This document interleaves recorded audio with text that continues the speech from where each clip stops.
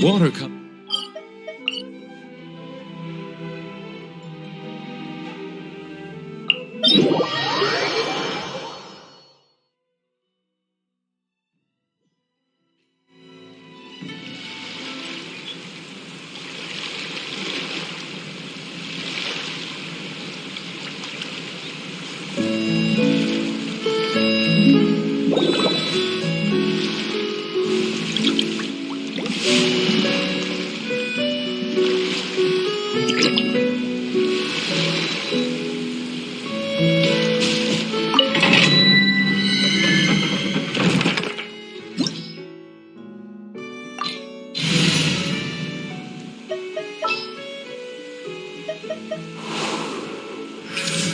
Hopefully this won't take long.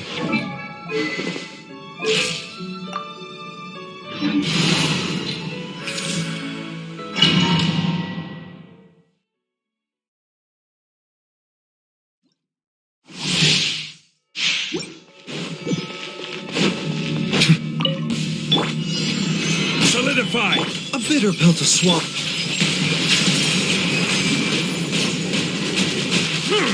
And voila! A round of applause!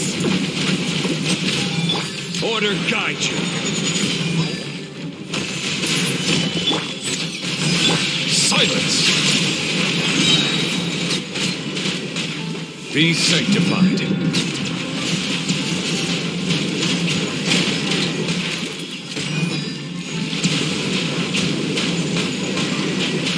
Bow your head. Now disappear! The doctor was seen. I will have order. Settle down.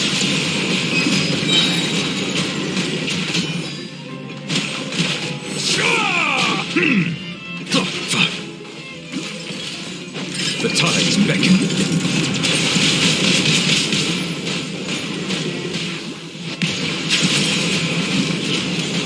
Justice is... Let's get this show on the road! A bitter pill to swallow. Seems like an emergency. Silence!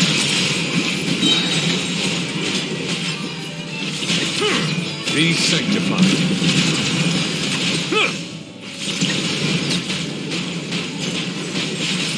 Bow your head.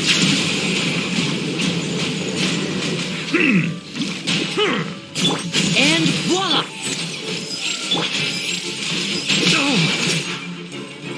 Settle down.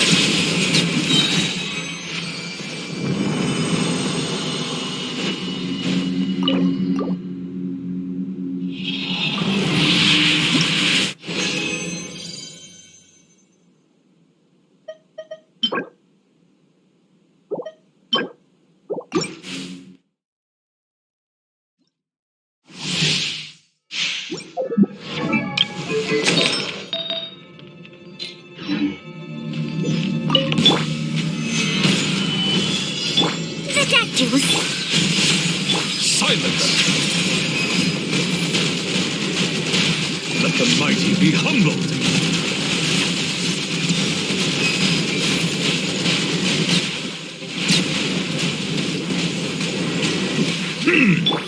Step right up!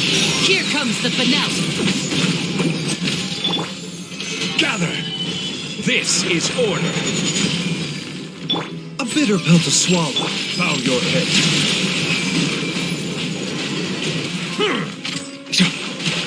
Now disappear! Taking a turn for the better. Mind the side effects. Solidify! Settle down! The tides beckon.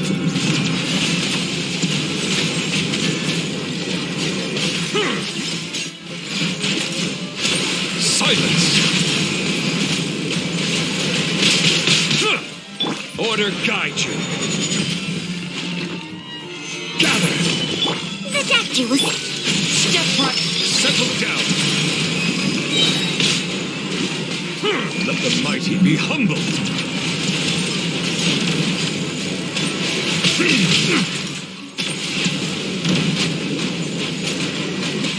Silence! And what?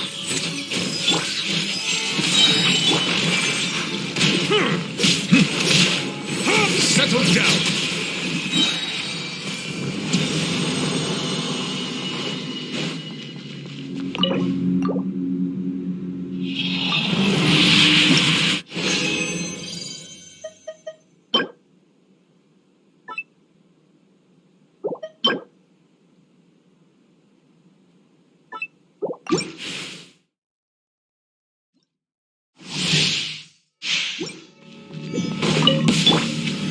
Stabilize.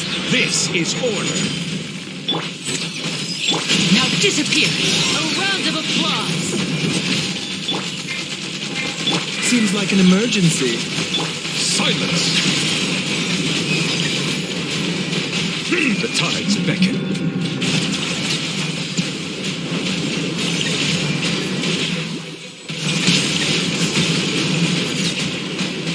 Bow your head. I will have order. Mind the side effect. Settle down. Be sanctified.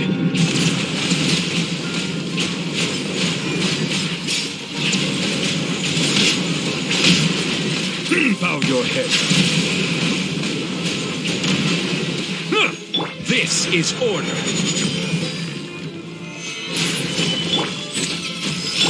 And voila! Let's get this show on the road. Settle down. Let the mighty be humbled.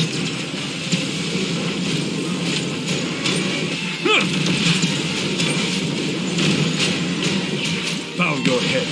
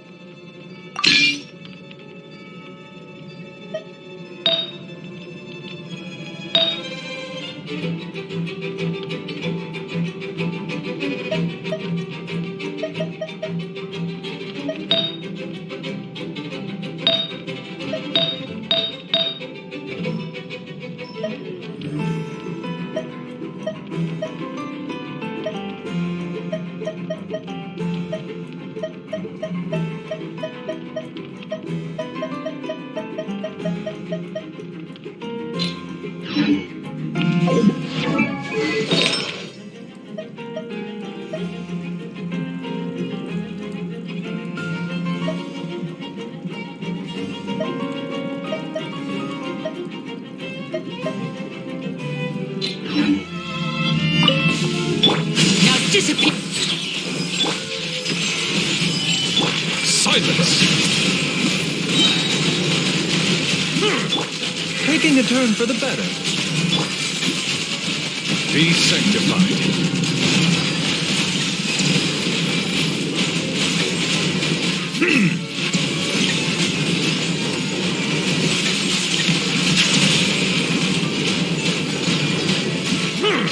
Step right up. A round of applause. The Dactylus. Order guide you. Gather. Settle down. And Mind the side effect. Let the mighty be humbled. Silence. A bitter pill to swallow. Stabilize. I will have order. here comes the finale. Settle down. The tides beckon.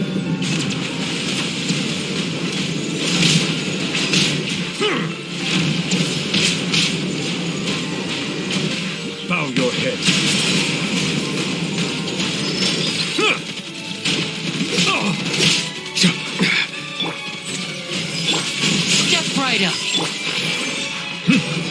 settle down. Let the mighty be humbled.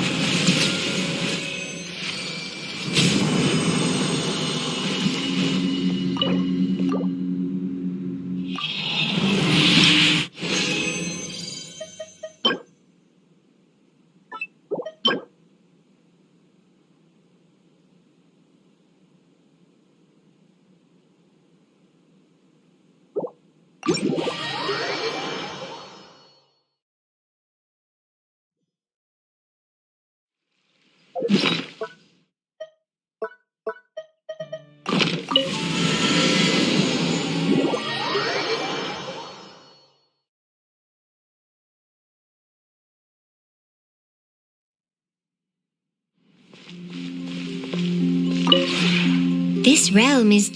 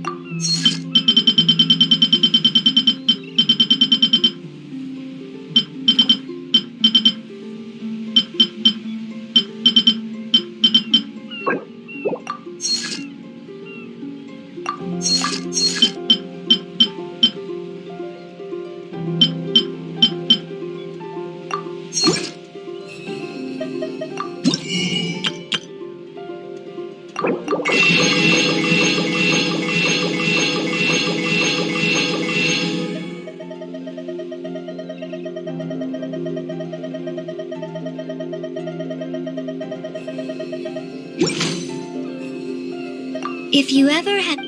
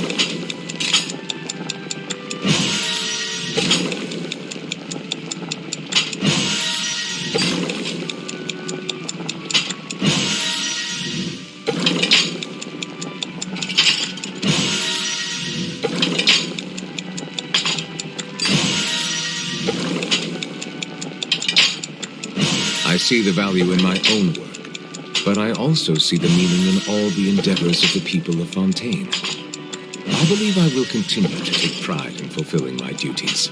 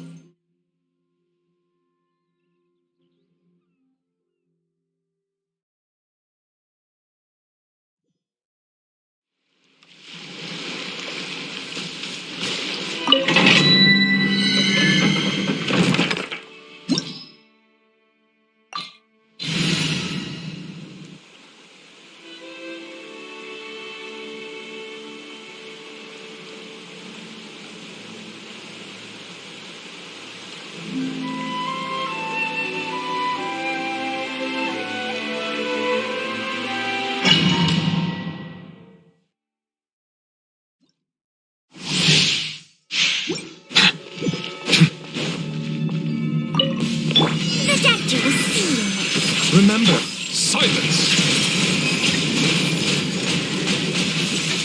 This is order. Solidify! And voila!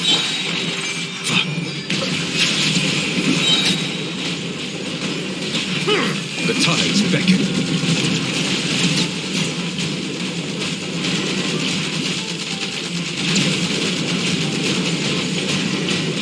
Settle down! Step right up. Let's get this show on the road. a bitter pill to swallow. Stabilize! Order guide you!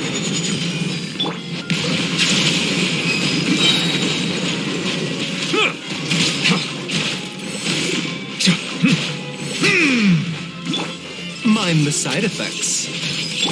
Now disappear. Silence! Let the mighty be humbled!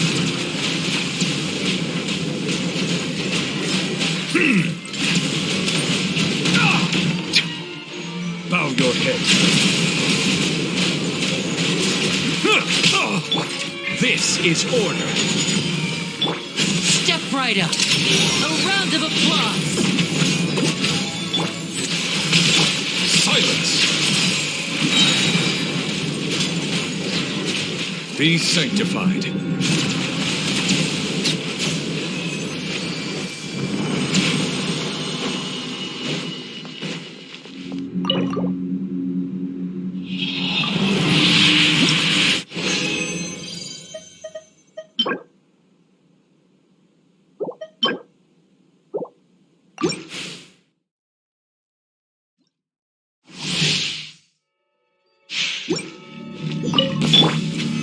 Solidify! A bitter pill to swallow. Taking a turn for... Bow your head. Now disappear. Order guide you.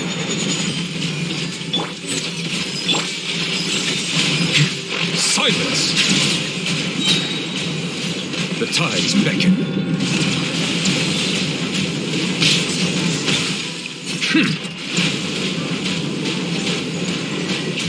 Bow your head. Step right up. Let's get this show on the road. Stabilize. The doctor was sick. Settle down.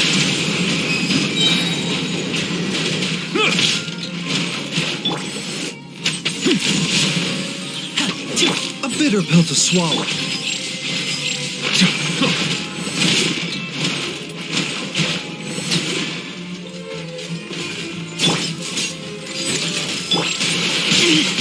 Stay calm and This is order. Bow your head. Be sanctified.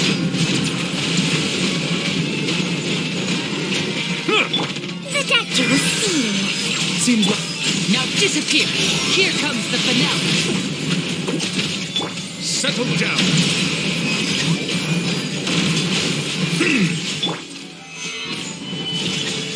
Mind the side effects. Step right. Silence. The tides beckon.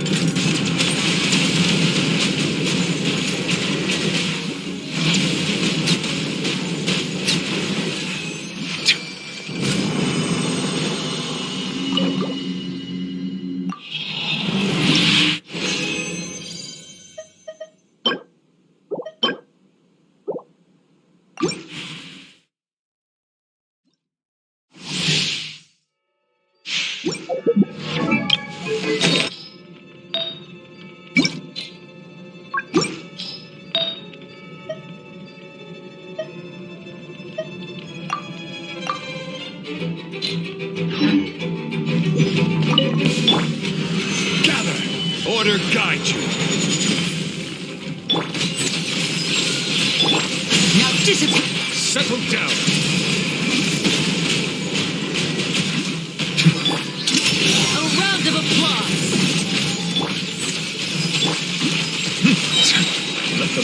be humbled. Bow your head.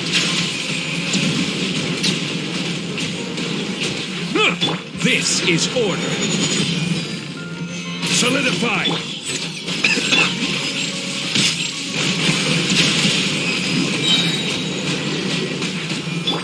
Step right up. Yeah, a bitter pill to swallow.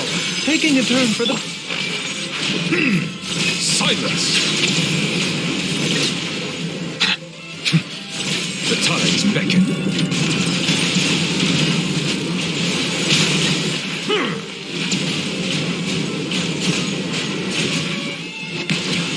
Justice is blindsight. Order guide you. Gather. Mind the side effect. And Settle down. Be sanctified.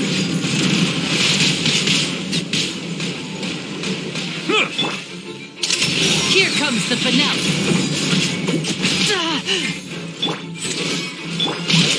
Solidify.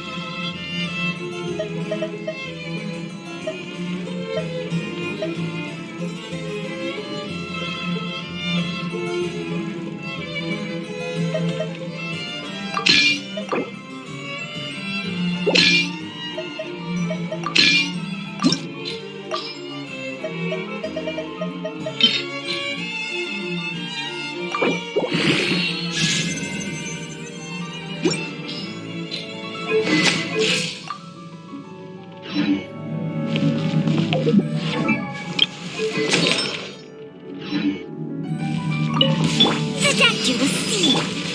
Gather. Bow your head. Let the mighty be humbled.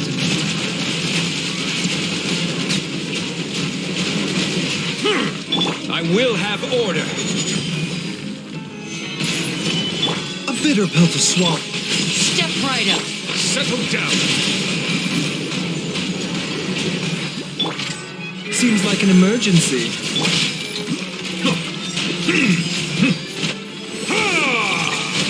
Silence. The tides beckon.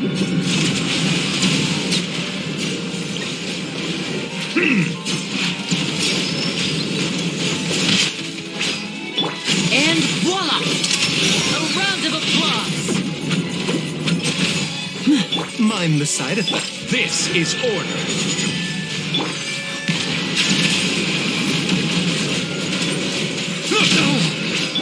Now disappear. The doctor will Bow your head. Be sanctified.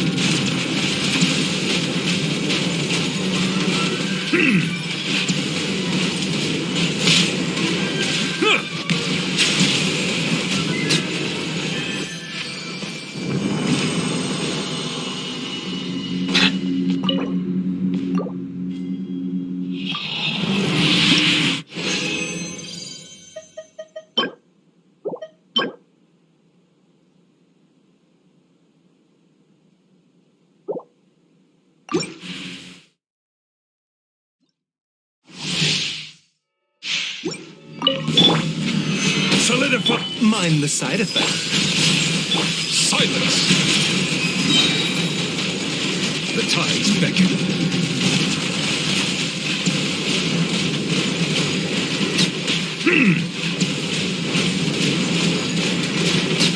Bow your head. And voila! Here comes the finale. Mind the side effect. Stabilize. Order guide you.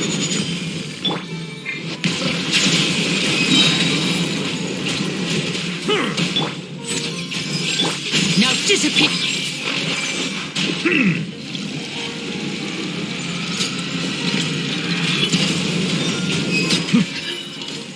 The doctor will see you. Remember, Ah!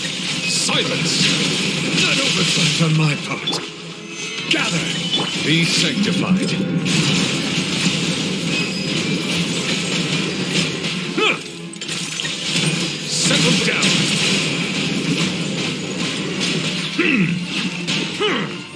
This is order. Step right.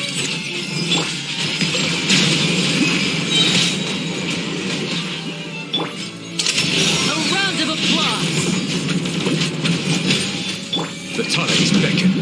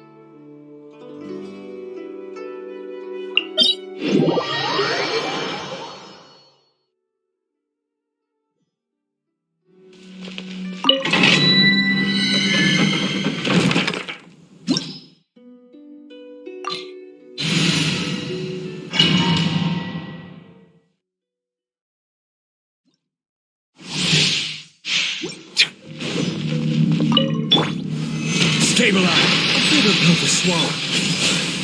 Bow your head.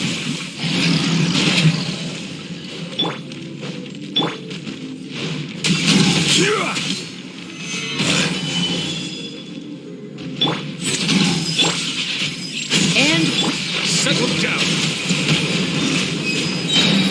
Let the mighty be humble.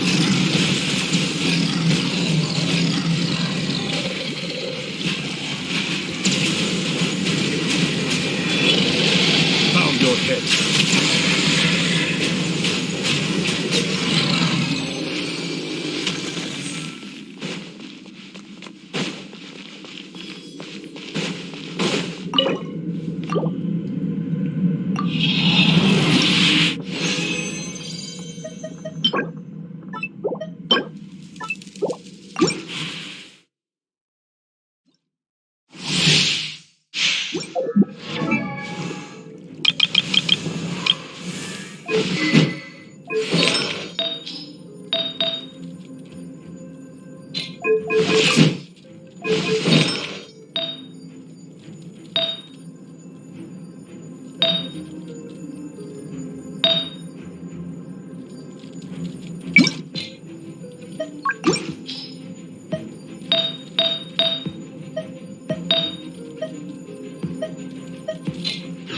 Water comes in many...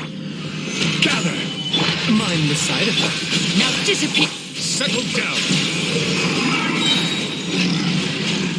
The tides beckon.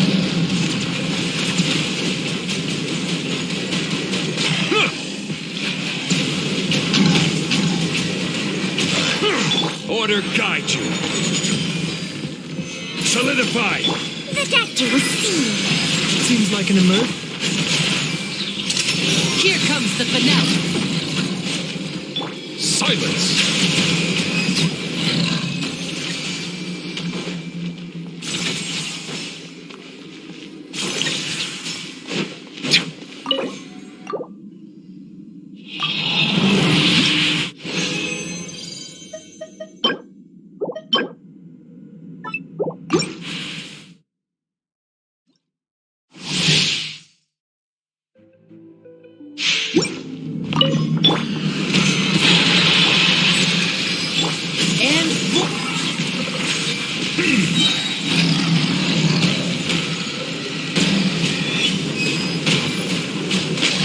Let the mighty be humbled. Bow your head.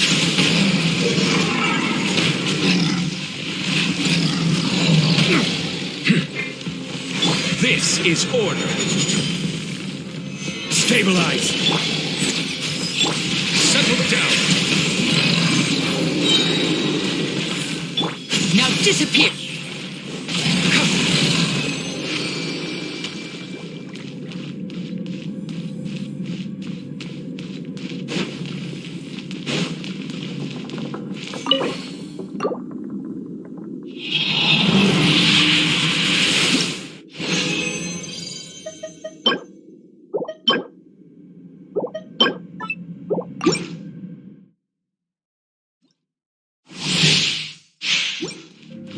A bitter pill to swallow.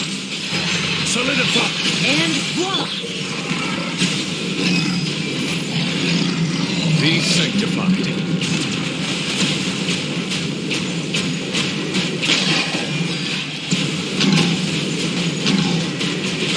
Bow your head. Now disappear. Let's get this show on the road. The doctor will see you. Taking a turn for the... Silence.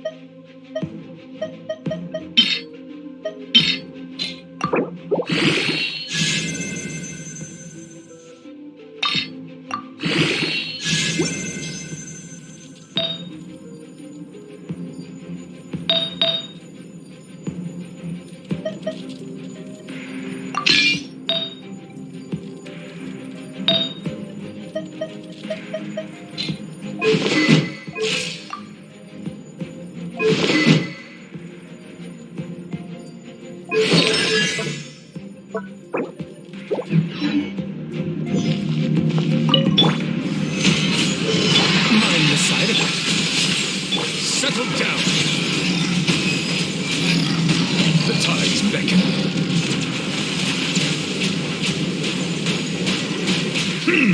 I will have order. A bitter pill to swallow. Step right. Silence.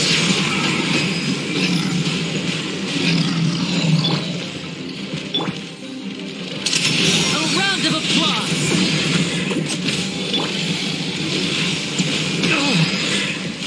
Bow your head. An oversight on my part. Stabilize. Mind the side effects. Now disappear.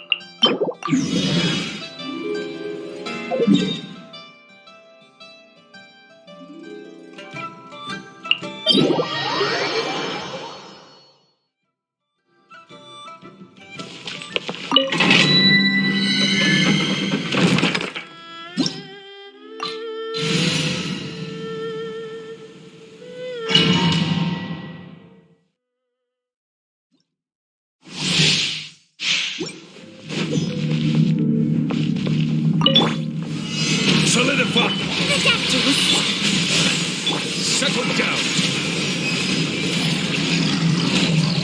Let the mighty be humbled!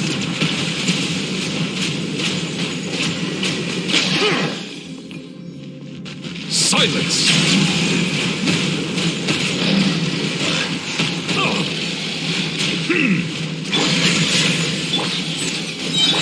This is order! Gather! Seems like an emergency. Bow your head!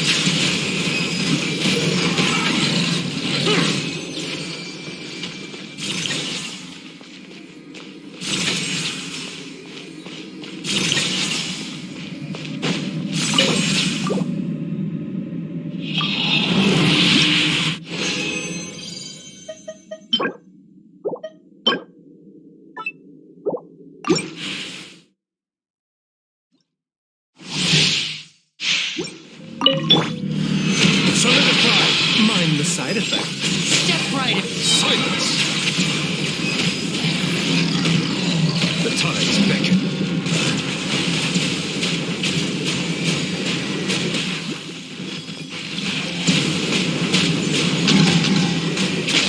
Settle down!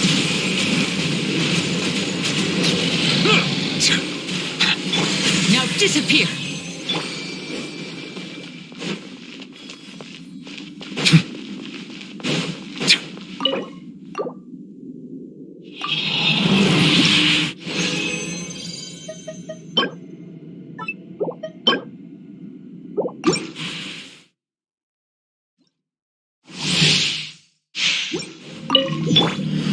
Stabilize!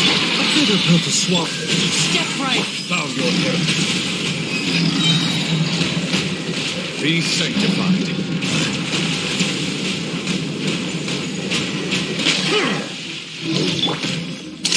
Here comes the finale.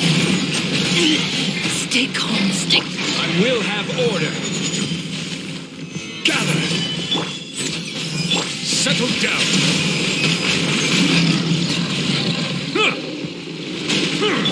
Now disappear. Mind the side effect. Solidify. Bow your head.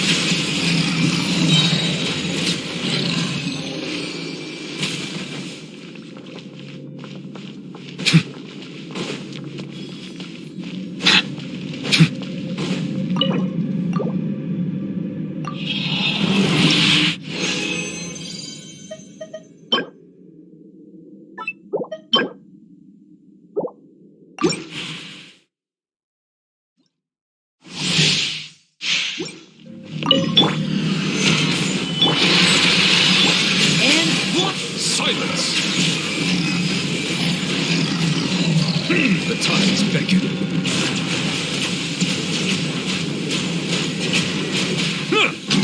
This is order. The doctor will see. Now disappear.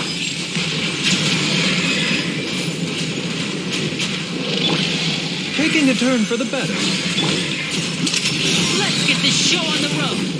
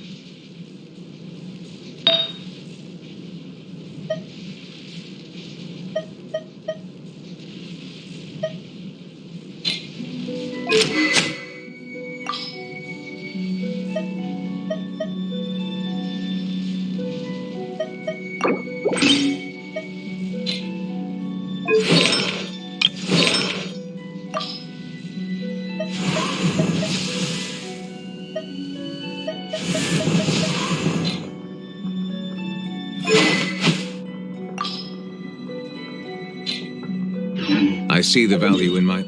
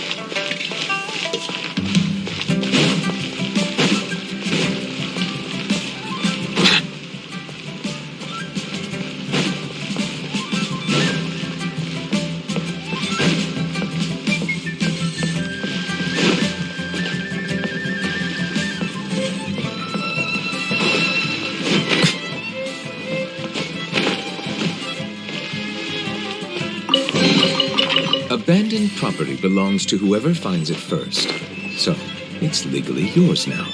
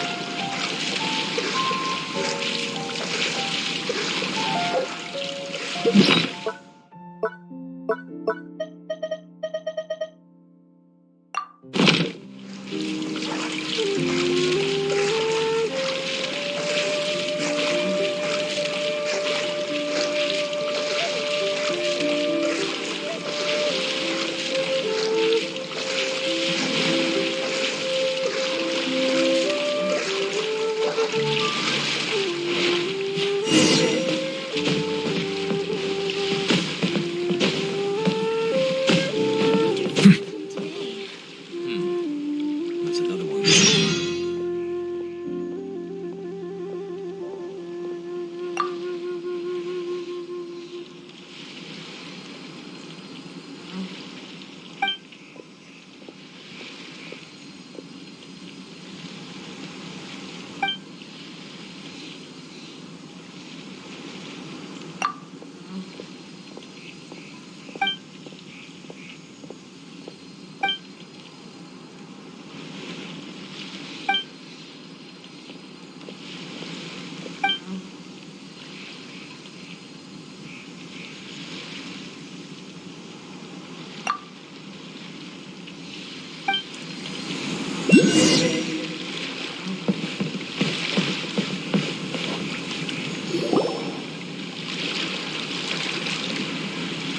Oh, I didn't think I would see you here.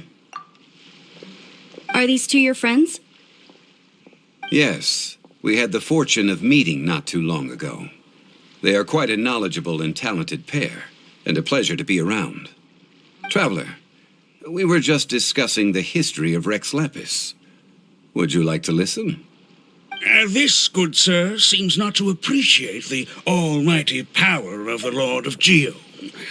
As a professional archaeologist, I'm inclined to correct some of his erroneous views. We are discussing the whereabouts of the first Mora. The first Mora? As everyone knows, the Lord of Geo taught the ancient people of Liyue the craft of smelting, creating goods that allowed them to develop trade with the early nations of that time. Today, Liyue holds the sole right to cast Mora in the entire continent of Tivat. The world's very first Mora should have been cast by the hands of the Lord of Geo himself thousands of years ago. According to my research, as well as my own hypothesis, I believe that this coin of unique historical significance has been passed on secretly through the years as a kind of token. For example, perhaps the Qixing who control the Liyue use it in some kind of unknown ceremony they hold when they come to power. No. My research indicates that the first Mora coin is not such a simple thing. Mora is a catalyst. This we all know. Even today, Mora is used in the mystic arts for its curious properties of weapon enhancement. The world's first Mora would no doubt possess the strongest power. My next historical treatise will boldly expound on the newest findings from my intense decade-long research. That is, that the Lord of Geo used this original Mora as a catalyst to enhance a dagger and a sword. A dagger and a sword? Well, buy the book when it comes out to read the full story.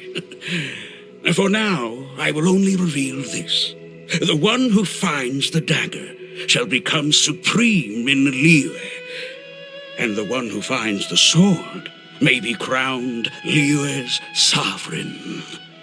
I can't say I agree.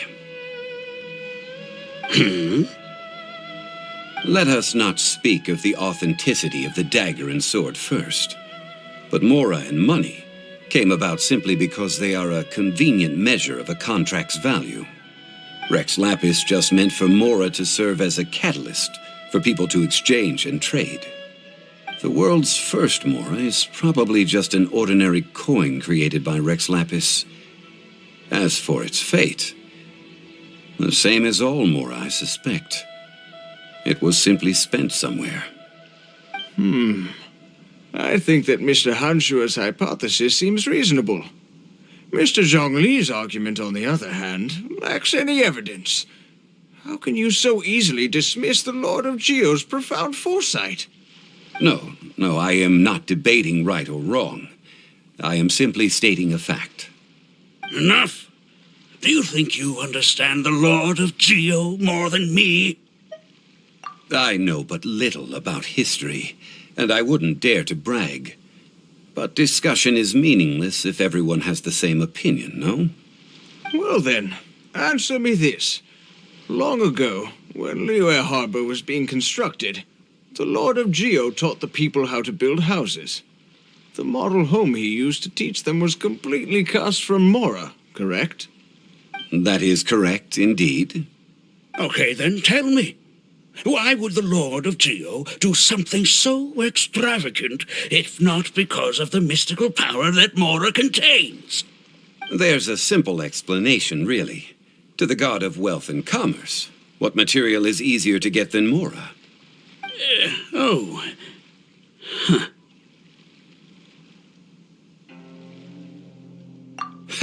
I mean, I am talking about Rex Lapis. Excuse me, sir. I have some questions about archaeology. Can we find somewhere quiet to chat? I mean, if it's okay with you. Oh, it's no problem at all. But may my friend accompany us? Perhaps they could be of some help. Of course. They can come if that's what pleases you, sir. Let's go.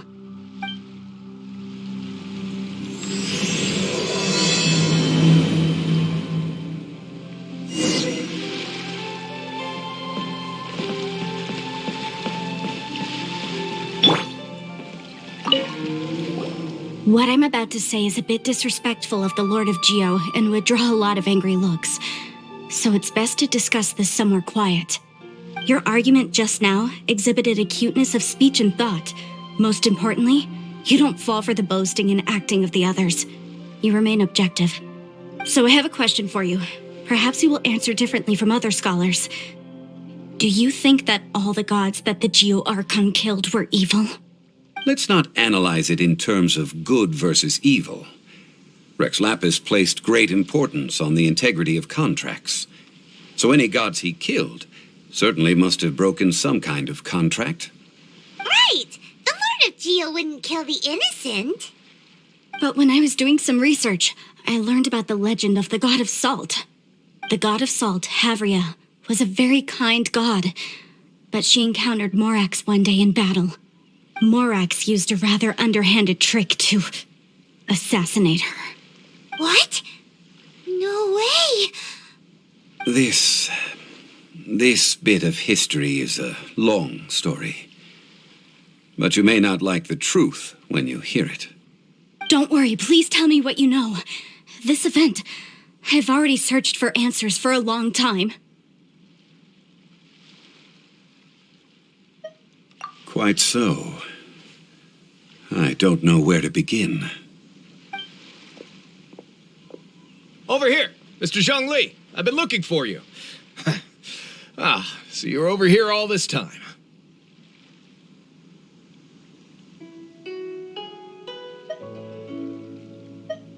Put down your weapon and stay back.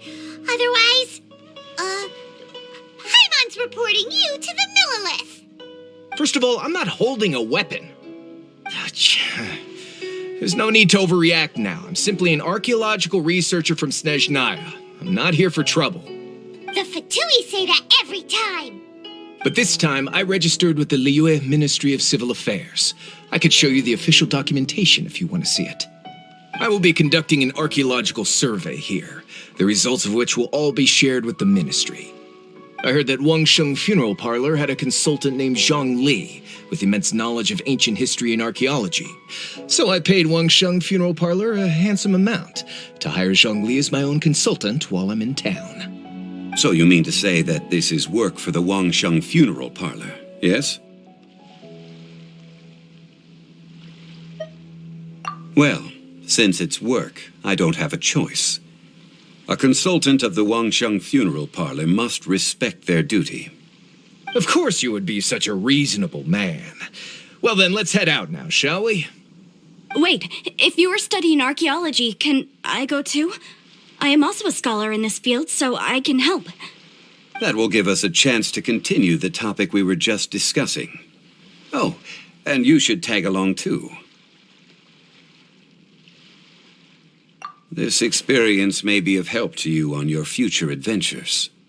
It is a story from before the rise of the Seven. Although the god of salt has already perished, it will still be a meaningful experience for your journey. Wait. This is an archaeological expedition, not a tour group. That's too many people. But this friend of mine has a treasure-finding talent, surpassed by no one. It will surely be of great help to us. Oh? What talent? If my friend espies a treasure chest, they will absolutely find a way to open it. Hey, Paimon's good at that too! Well, that is quite enticing. All right, then. Well, let's go. There's no time to waste. When the Overlord of the Vortex was crushed by the Jade Chamber recently, perhaps something of interest was washed ashore. An ancient artifact would be good. Traces of ancient activity would be great. But a piece of the god's limb would be even better. Who knows what surprises we may find.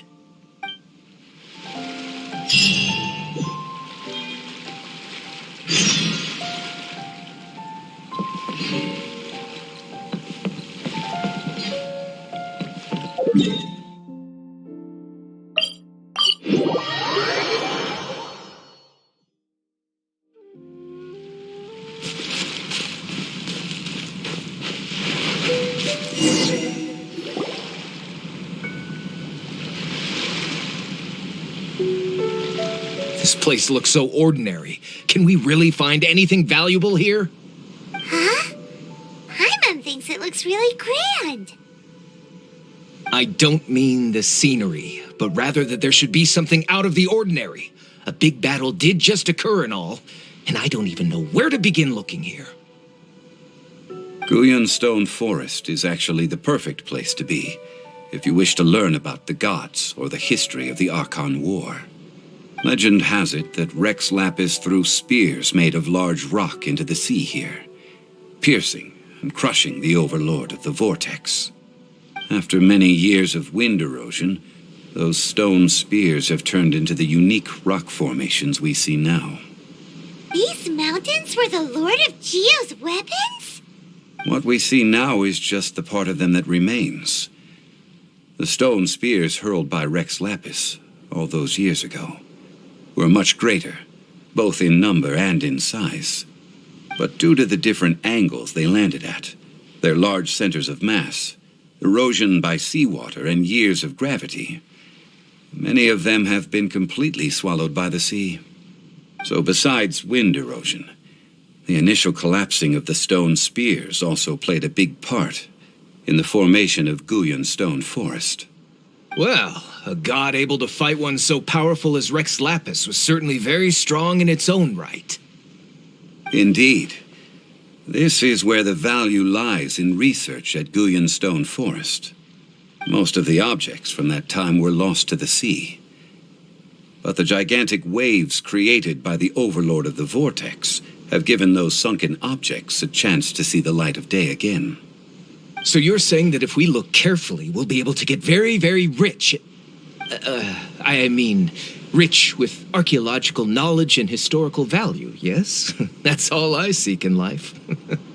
Well, Since we brought so many people, I think it would be best to split up and look. Okay, then. I will go with my friend here. Although I have a smattering of knowledge in various disciplines, when it comes to archaeology, I can't compete with the expert here. Huh? Me? What's the matter? This is your profession. Why are you so surprised? I get it. I'll escort him then. Okay. If we find anything valuable or rare, let's meet on the shore opposite from here.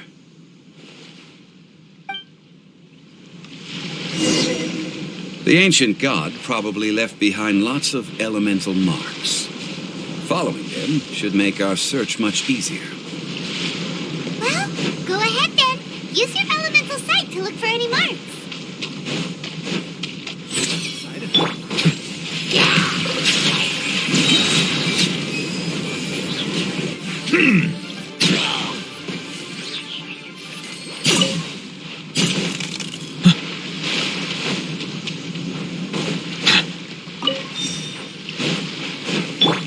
A bitter pelter. Bow your head. Be sanctified.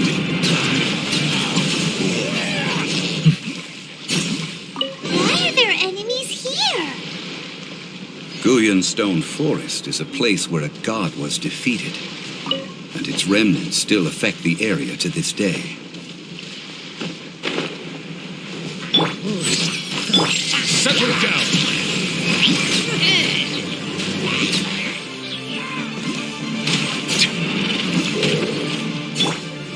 Gather. Mind the sight of Silence.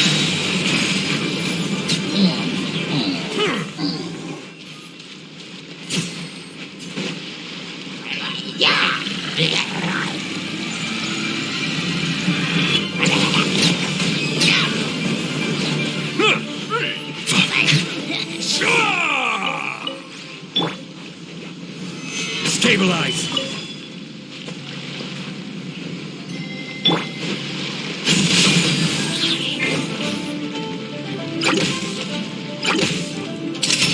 A round of applause.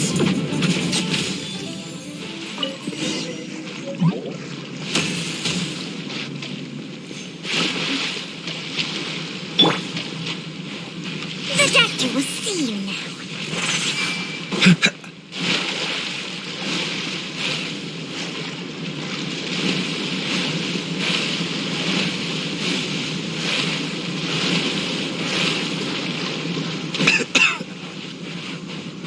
They're gathering together here. But why? See that object in the center? Perhaps it emits the remnant strength of the god. That would certainly attract them. The hydromonic monsters. I have a contract and must put my personal feelings aside. Go ahead. Defeat them and recover the relic.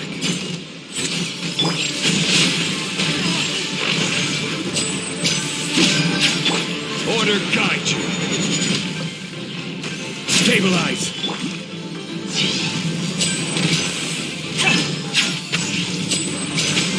It's just a stone slab, but its design is quite unique. This should be enough to garner some information. Let's head back.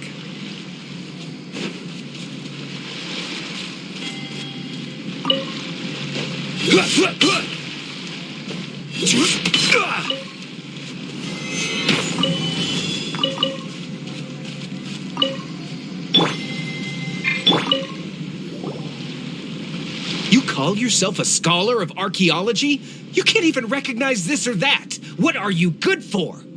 We all have our areas of expertise. I already tried very hard to explain. Oh, stop arguing! What in the world happened? This girl just keeps bragging about how she's an archaeologist, but she doesn't even know anything about the surrounding ruins. I even know more than her. She left me to rely solely on guessing, experience, to find anything valuable to take back. Ugh, what a waste of time. I've just been researching the god of salt, so I'm not familiar with sea relics. Is that so strange?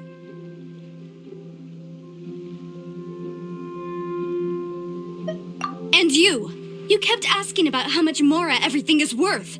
Can the value of relics only be measured in Mora?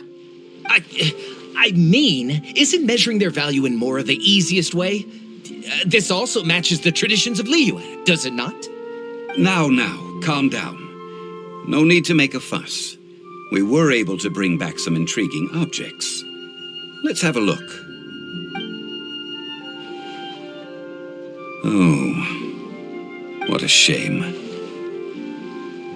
These objects were indeed washed ashore by the Overlord of the Vortex, but they have nothing to do with the god besides being in the vicinity at the time.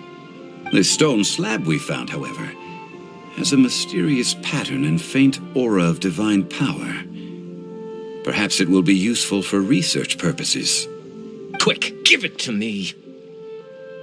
At least we didn't come for nothing. The power of the gods, yes! This is good. Oh, but these other objects are certainly worth a little something, right? It should be enough to cover the cost of hiring you. It's all mine. So, it's only valuable for research if there are remnants of divine power on it? Not at all. My quest to uncover the history of the god of salt is because history can tell us about culture and beliefs.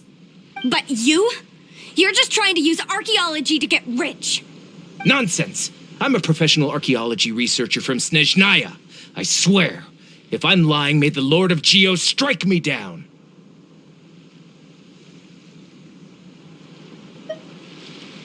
Oh, by the way, you probably don't want to sell that teacup. Oh? Why's that? That's not an ancient teacup. It's part of Ningguang's collection. It must have fallen here along with the Jade Chamber. So unless you want to mess with the Qixing... Ah, I see. What a shame. It was of such high quality, too. See? You do want to sell these objects! But, so what? Why can't I pursue wealth both intellectual and material? Don't be so simple-minded. All right, then. No need to stay here any longer. I'm rather quite intrigued by the god of salt, too, actually. Let's go to Sal Tarai next.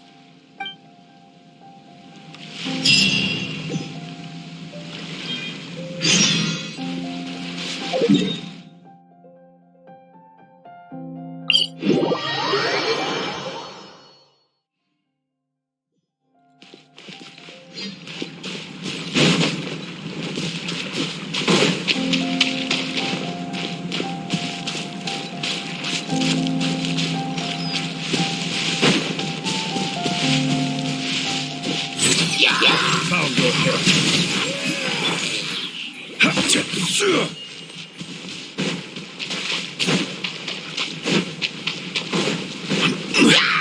Solidify. Mind the side. And whoop! Settle down. Let the mighty be humbled.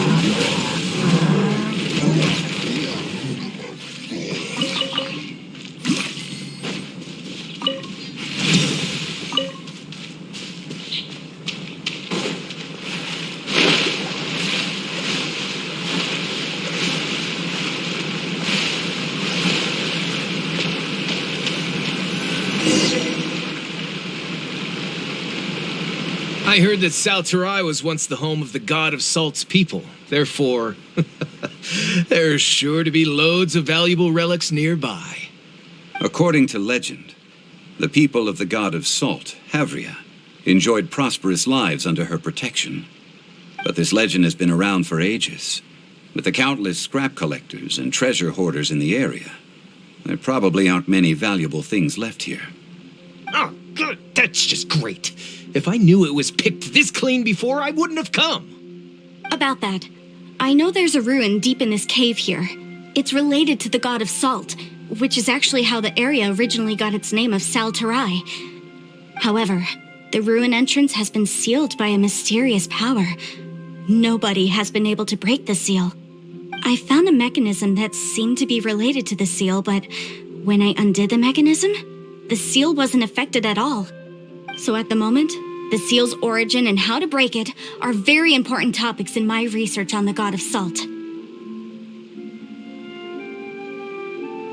I don't know. There's no concrete evidence. But I'm pretty sure the seal is meant to hide some kind of long-forgotten truth.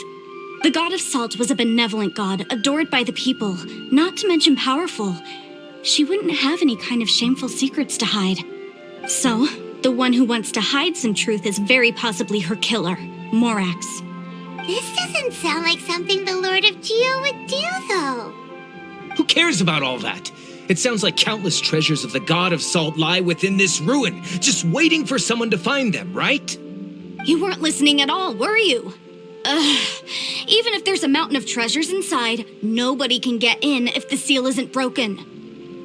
Ah, but we have the illustrious Mr. Zhongli with us. He looks like he knows just about everything. A little seal shouldn't be any trouble for him. This seal seems to be quite ancient.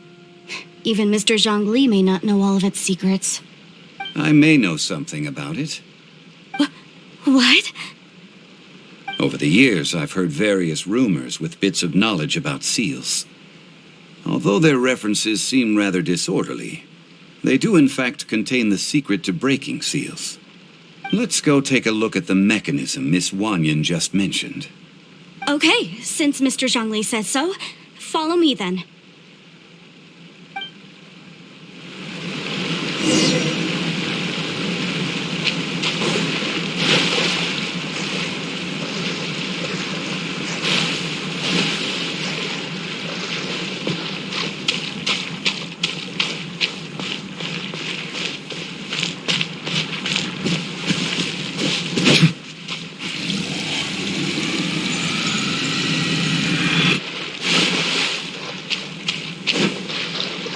Here it is. There's some debris scattered here that, when put together, look like they definitely had to do with the god of salt. According to the inscription on the side, if one looks from a certain... See that? Although we activated the mechanism, nothing happened to the seal. That's because there's actually another mechanism that must be activated. Another? Let me lead the way from here.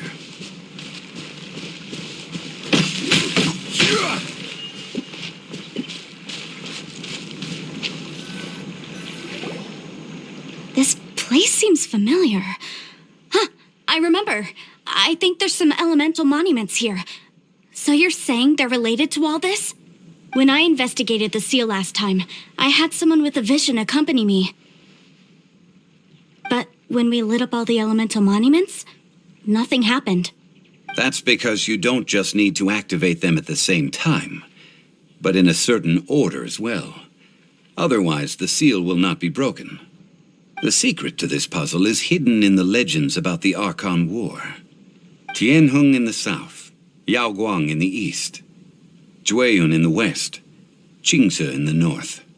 All desolate and devoid of life. Liyue is vast, yet even one haven is hard to find. To the north, to the east. Do the people of Liyue always talk in riddles? I think I've heard this saying before. Certainly you have. And the contents of this saying are also related to the god of salt. To provide a haven for her people, whose lives had been ravaged by the Archon War, this benevolent god searched all across Liyue. At that time, with the chaotic fires of war engulfing the land, even one sliver of peace was a luxury. And that haven she eventually found is right here. Today, it is known as Sal Turai. How sad, then. In the end, this peaceful place was destroyed by Morax. Okay, enough with these ancient stories. Now that we have the clue, hurry up and break the seal. Whatever happened doesn't matter as long as we can get inside that ruin. Tianheng in the south, Yaoguang in the east, Jueyun in the west, Qingce in the north. With this clue, you should be able to solve the puzzle.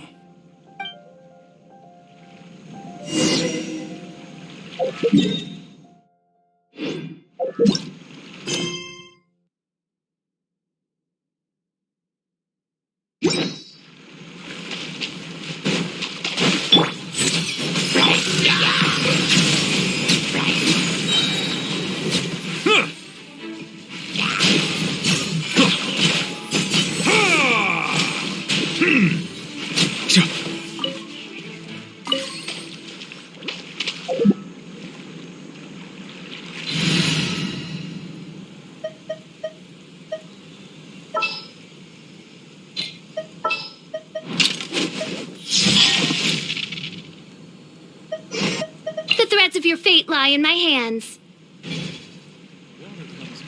Flavors to the discerning palate.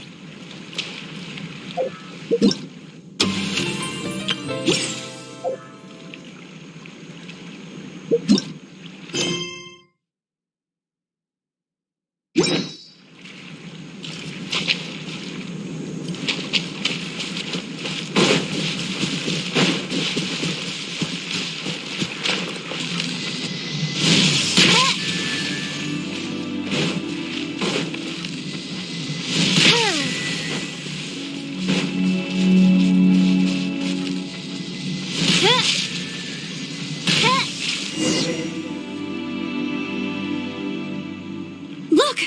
The seal really was broken! Mr. Zhongli is indeed quite remarkable. It was nothing, really. Now, it's time that people learn the hidden truth lost to time.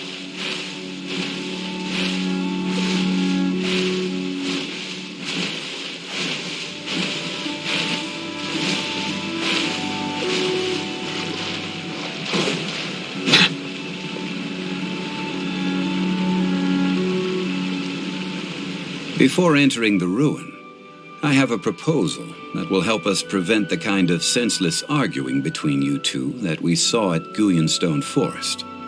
Okay. What is it? I propose you two agree upon a contract, stipulating that we alternate who gets claim to each treasure we encounter, with only one object permitted per claim. To show my sincerity, I won't be taking any treasure. This will just be between you all. Hey! Don't pass an opportunity like this up so easily! I don't agree. I mean, you want me to split the treasure with this amateur archaeologist? No, absolutely not. I don't agree either. He will only defile the precious relics left behind by the god of salt. I can't accept this. Well then, if the contract is not agreed upon, I will no longer serve as your consultant on this expedition. You will have to rely on your own experience to find whatever treasures are hidden in this ruin, as well as traps. You have the audacity to demand this. Okay then. Even half of the treasure in the long-sealed ruin of the God of Salt should be enough to make a fortune. If you want me to agree upon this contract, so be it. I just have one request, Mr. Zhongli. If we discover the truth behind the God of Salt, you must judge it fairly, even if the truth harms Morax's image. I can accept this arrangement. Well then, let's go.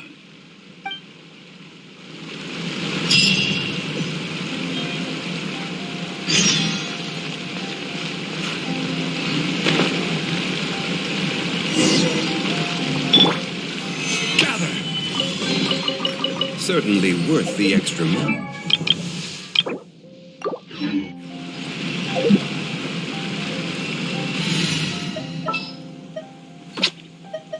Prepare to be...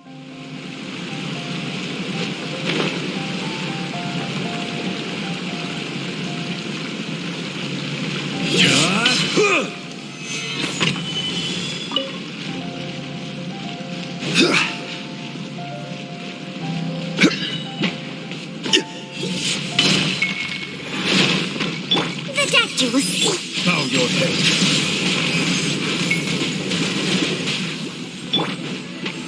Stabilize!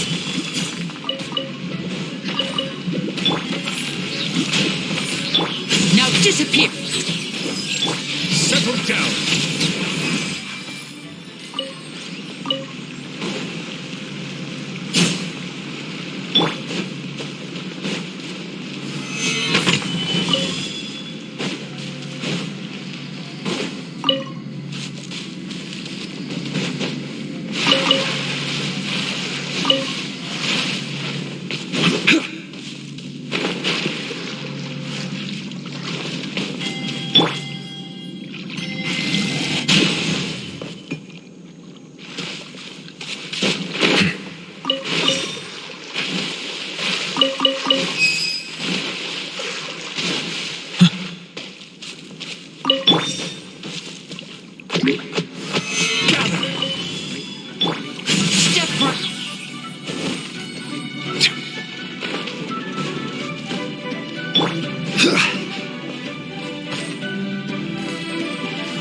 Solidify!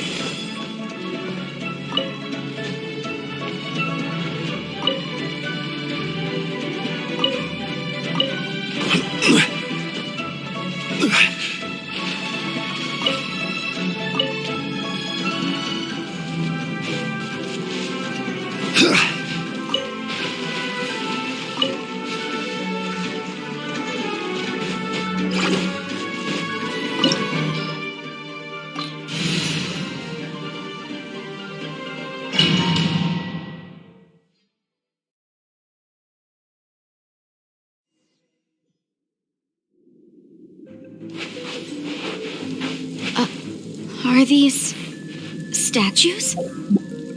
No. These are people. Duh. They were probably followers of the god of salt. How did they become this way? What in the world is hidden deep in this ruin?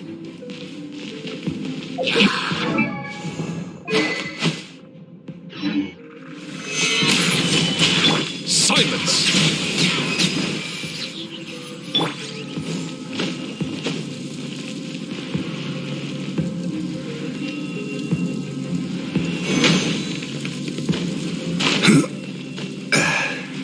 Quake!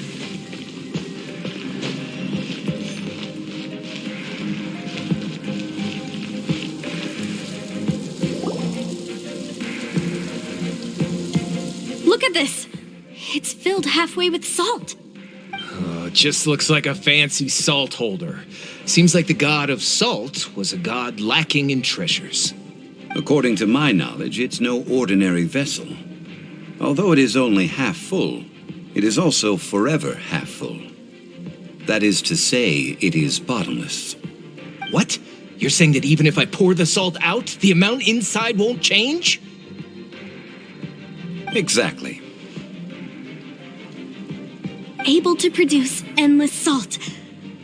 The god of salt is powerful indeed. Finally, after all that effort, I've found precious treasure. I claim this as mine. I just need to pour the endless salt into 1,000 or 10,000 bags. I can sell it and make a fortune. Hey, how can you use a relic of the god of salt for such a shallow pursuit?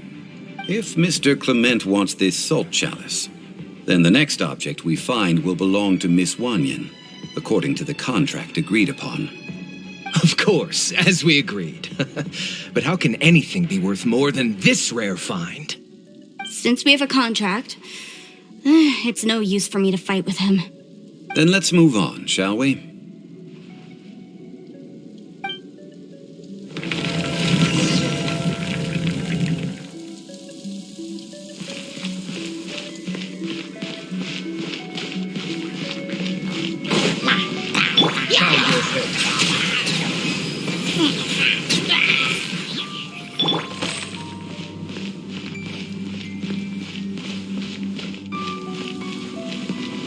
Rise!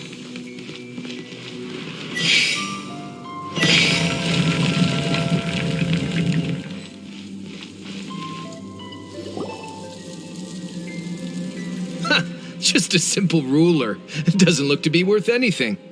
This, if I remember correctly, this is some kind of measuring tool. Indeed. But the god of salt imbued it with another power. When you stick this ruler in the ground, the surrounding area will become covered in salt, much like a rising tide covers the earth. The deeper it is stuck in the ground, the more salt will appear.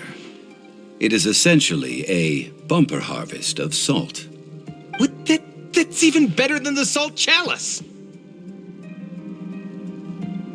Well then, according to our contract, the salt ruler goes to Miss Wanyan. No, unacceptable. I paid for and organized this entire expedition. Why should I get the short end of the stick? And this girl has been useless. Why would she get anything? Oh boy, here we go again. So you are saying you want to break the contract? So what if I break it? Now that I've seen how the mechanisms in this ruin work, I no longer need you.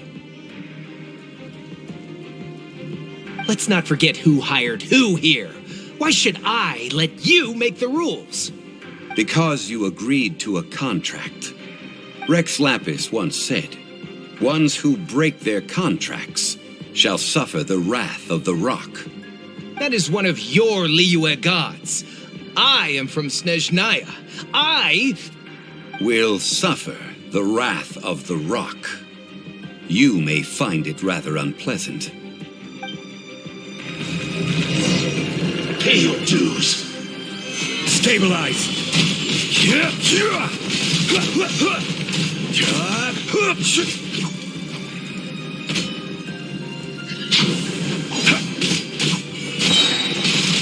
Solidify.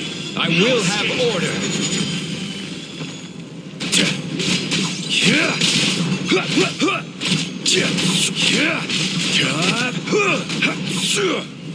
Stabilize. Can't run from death. I shall confiscate your treasure as well. You are not worthy to continue any further into the ruin. Leave this place. Oh, darn you! Just you wait.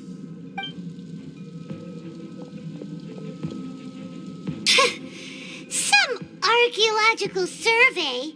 He could only pretend for so long. Hey, Paimon likes Mora, but Paimon doesn't do bad things. Clement's wrongdoing stemmed from greed, yes. But besides greed, there are many other things that may tempt us to break contracts. When people see the object of their dreams, how many are really able to control their desire and follow the contract? I think we should be honest with each other now. Huh? Be honest about what? That in truth, not a single member of this archaeological expedition came here for archaeology. Why do you say that? Miss, you lack even the most basic archaeological knowledge and can recognize naught but a few simple relics. However, you are an expert when it comes to anything regarding the god of salt. You aren't interested in archaeology or relics. What you're really interested in is the god of salt. I believe those legends about the god of salt that you mentioned on the Pearl Galley are passed down between generations at Yinyuan Hall. Okay, that's enough. Sir, you are indeed a man of great knowledge and talents. I seem to have been right to seek you out once I plucked up my courage. You're right. I'm not a scholar of archaeology. I come from one of the 8 trades under the jurisdiction of the Chising, Yinyuan Hall of the salt industry. Our ancestors were those protected by the god of salt all those years ago, when the Archon War engulfed the land in chaos. Oh, right! Now that you mention it, the people of Liyue very seldom use the name Morax. During the war, Morax assassinated our god out of envy for her power. He left us alone and lost in the world.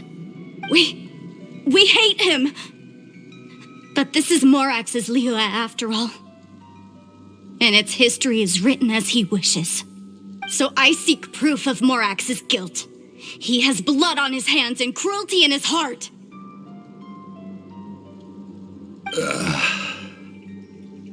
We agreed to a contract that we will face the truth head on, didn't we, Mr. Zhongli? You must judge this history fairly. Naturally, of course. But I must add, Liyue is no longer Morax's Liyue. Come with me. All the answers you seek lie ahead.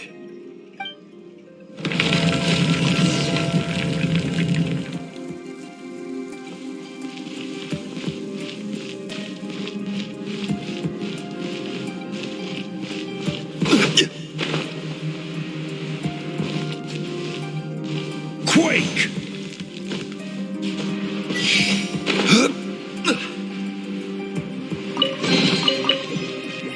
Rise!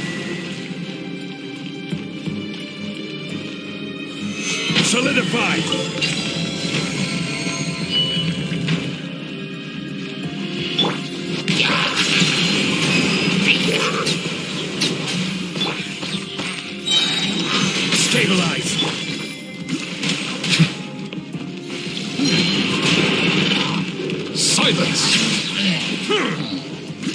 And voila! This is order.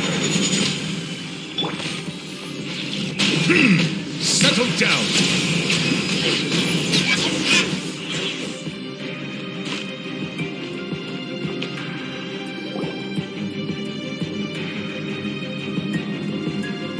This is a sword? Aha! It's a broken sword. This is proof. This proves that the god of salt had to fight back against the evil Morax. But sadly, she was defeated. The power of this sword surely is much greater than that of the Salt Chalice and Salt Ruler. If we can repair the sword, then we can show the world the mighty power of the god of salt. It does look like something left behind after being defeated in battle. 2 pieces of a broken sword. From an archaeological perspective, these are 2 separate relics. According to the contract, you can only claim one. Why? We were alternating claims to treasure, true. But Clement is no longer here. Yes, but the only one object per claim clause still holds true. You cannot take 2 relics at the same time. This logic! Zhongli, she seems like a good person, and no one is fighting over the treasure. How about you let this one slide, huh?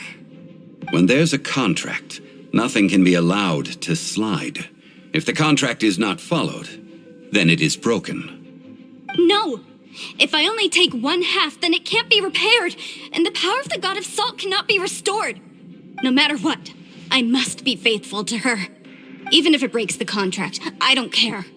So you are already decided? Then there is a price to pay for breaking the contract. Zhongli!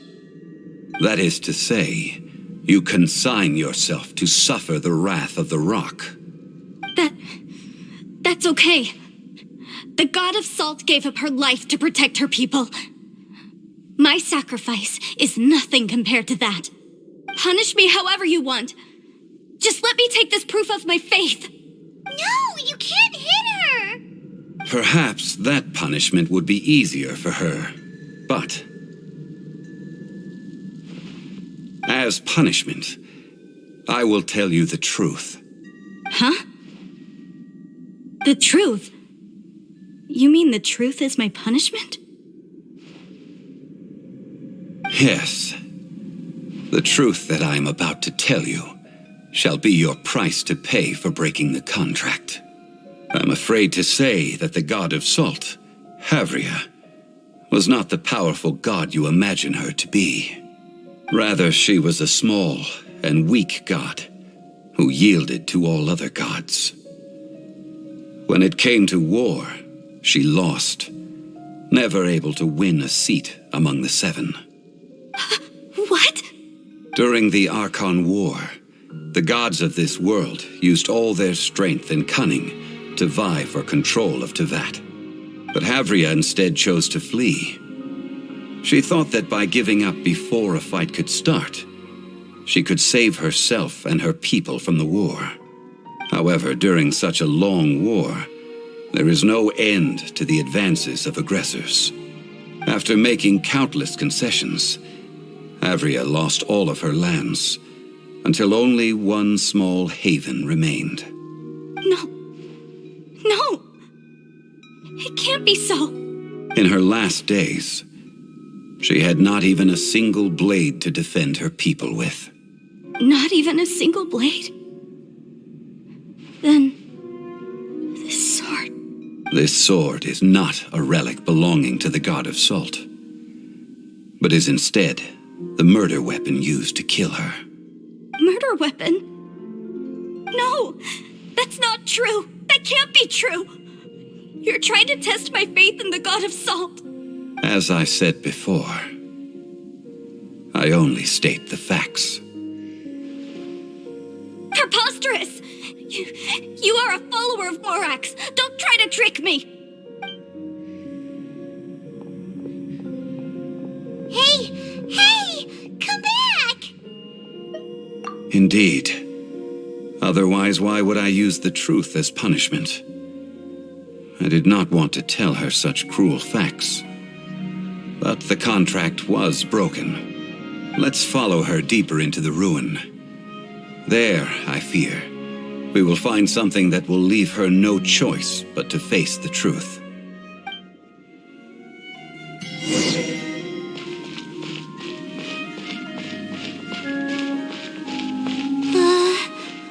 Are these statue thingies running?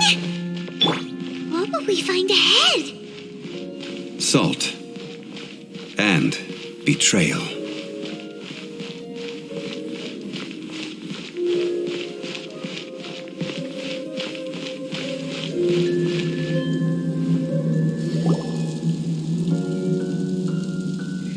What are all these? What did they see? What did they do? What happened? Since you do not trust me, let us continue onward. That which lies beyond this door will show you all that happened back then.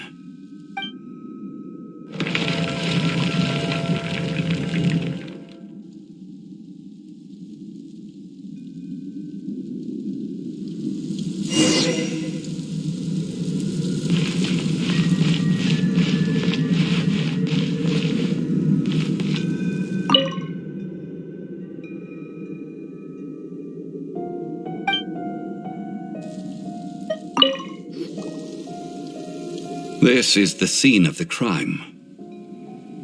Havria's body dissipated, leaving nothing but these traces of salt. Her dying moments have since been frozen in time to this very day. The story continues that some among her people realized at last that this gentle, kind, but weak god could never protect anyone in wartime. The Archon War was cruel in the extreme. Instead of consigning her to the agony of defeat, they thought perhaps it would be better to give her a quick release. But what about these statue thingies? No matter how weak the god, the power that flows forth when they are slain is beyond the strength of mortal coils to bear. Those who could not flee were thus transformed. Those of her people who were untouched by this disaster left for Liyue, where they sought refuge with Rex Lapis. Their descendants feared Havria's remnants and lived in terror that she had laid upon them an eternal curse. So they risked their lives to come here, to break the sword and offer up obeisances in hopes that her anger might be appeased. But they need not have done so. For how could a god who had never once resisted, even till the end, nurse hatred for her people in her heart? Even if this is so, I can't. This must be a lie. A false history, all of it. Don't you dare try to shake my faith!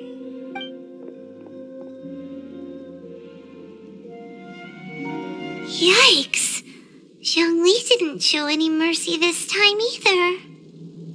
This is the price she must pay. Yet I would not call it a bad thing. Judging by how she appeared, I fear that she will struggle for a time. But even if she may not escape that struggle immediately, simply recognizing the truth is good enough for now. Indeed, in ages past, Havria's story served as a warning to me as well. Faith in a god who has already passed will do you no good. So it is for Havria. And so it is for Morax also. All right then. Now, would you like to accompany me in taking a trip to Guyanstone Forest? Huh? What do you want to do, Zhongli? Treading old ground. telling old stories. One cannot help but be reminded of old acquaintances.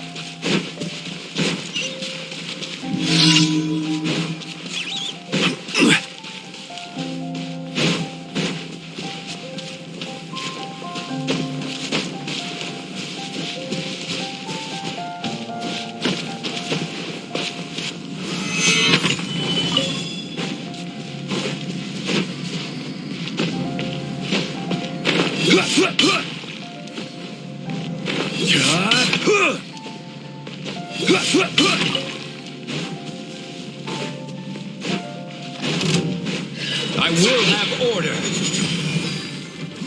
Gather! Now disappear. Mind the side effects. Bow your head. Here comes the finale.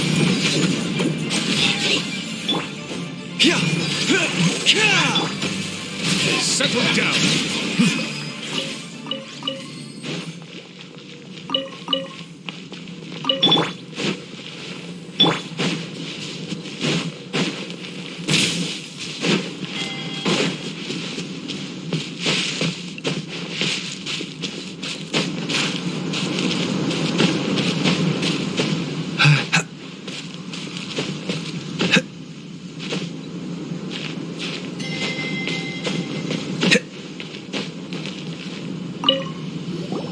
Now, I mentioned before that many gods of old have been sealed beneath the Guyan stone forest.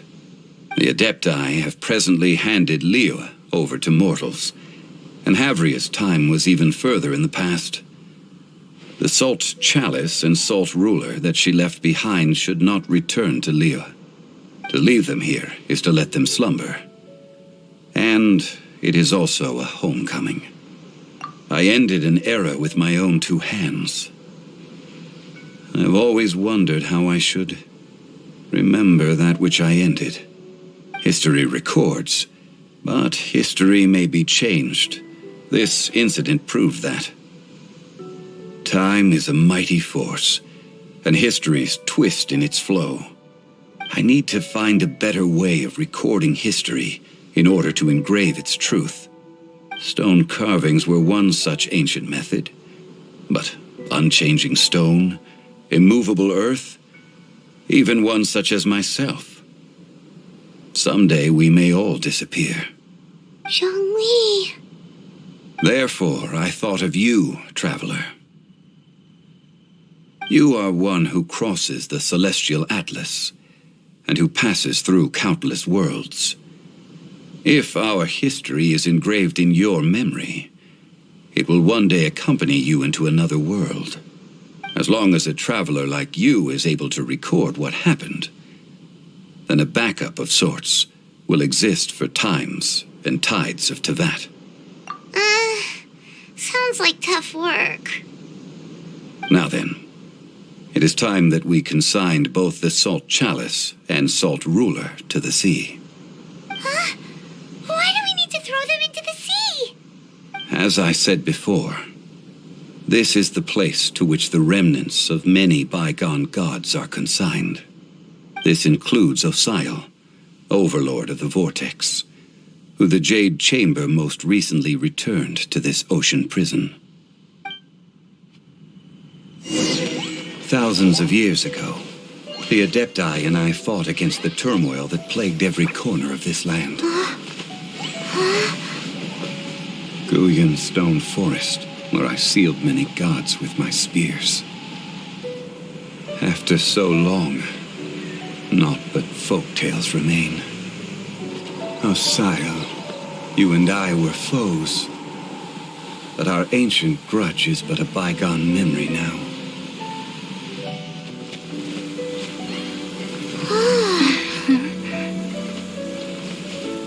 May that which Havria has left behind be yours to subsume.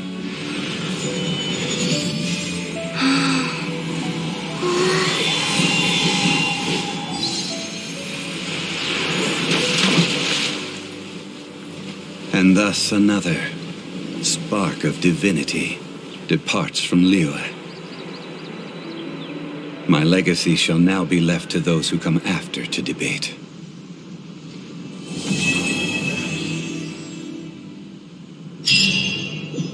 I will remain here for a while. I fear that moments of reminiscence like this can only grow fewer. We did not measure right and wrong during the days of the Archon War in the same manner as we do today. Of course, as I am now, I only wish that she could have lived in a gentler time. Of course, as I am now, I will remain here for a while. Though the Salt Chalice and Salt Ruler do have power in their own right, they are nothing before Osial. If a day comes when he should recover his strength and return, I believe that even so, he will be defeated once more. I will remain here for a while. That is a good question. In the past, I might have given you a most specific answer. But now... yes. I suppose I will continue in my role as a consultant at Wangsheng Funeral Parlor. But if this journey was to your liking, why don't you come along the next time I am seeking to preserve memories of Liyue's past?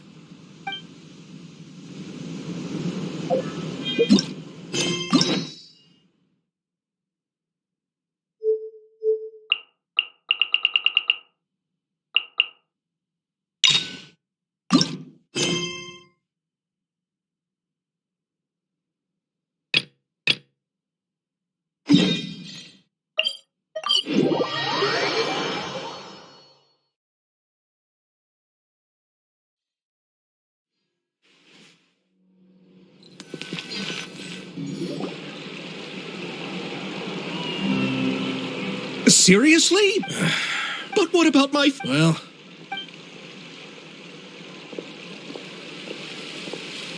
Oh. Hey, isn't that Xavier? Xavier! Oh, why, if it isn't... Well, Can't you just find it? Unfortunate. The Fontanelle? Oh, is the Fontanale, the holiday... But what's with that weird expression on your face? It's like you're trying really hard to remember something. Well, either way, Pirate... Yes, those are to commemorate the Lock Night. But a few years ago... That really... The whole thing, see... Oh, that's a... Yes, the Fontanalia Film Festival is an event proposed by the Fontaine Film Association this year. Now that during this time... The what award? The Farina Award. Perhaps everyone still... Oh, but... Chiori?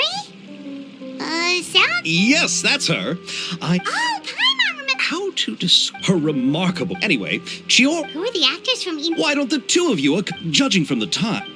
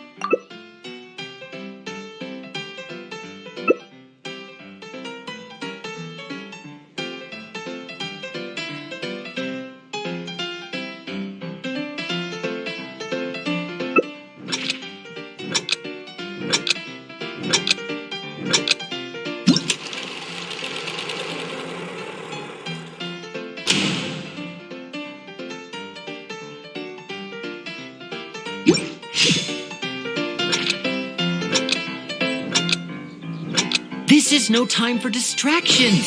Seriously, you have a great magician standing right here. You don't want to miss the best part, do you? Time to go.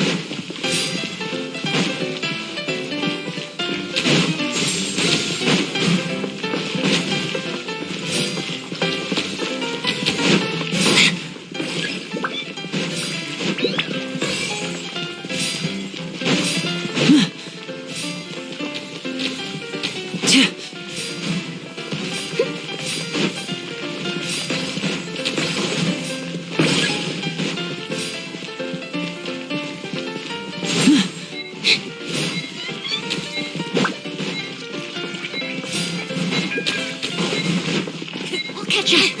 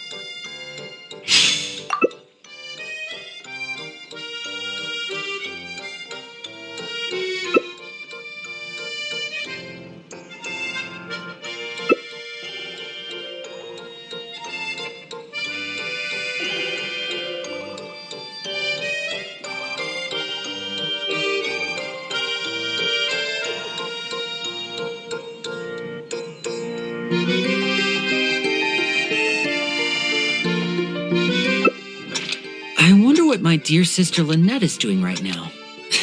Missing me to death, I'm sure.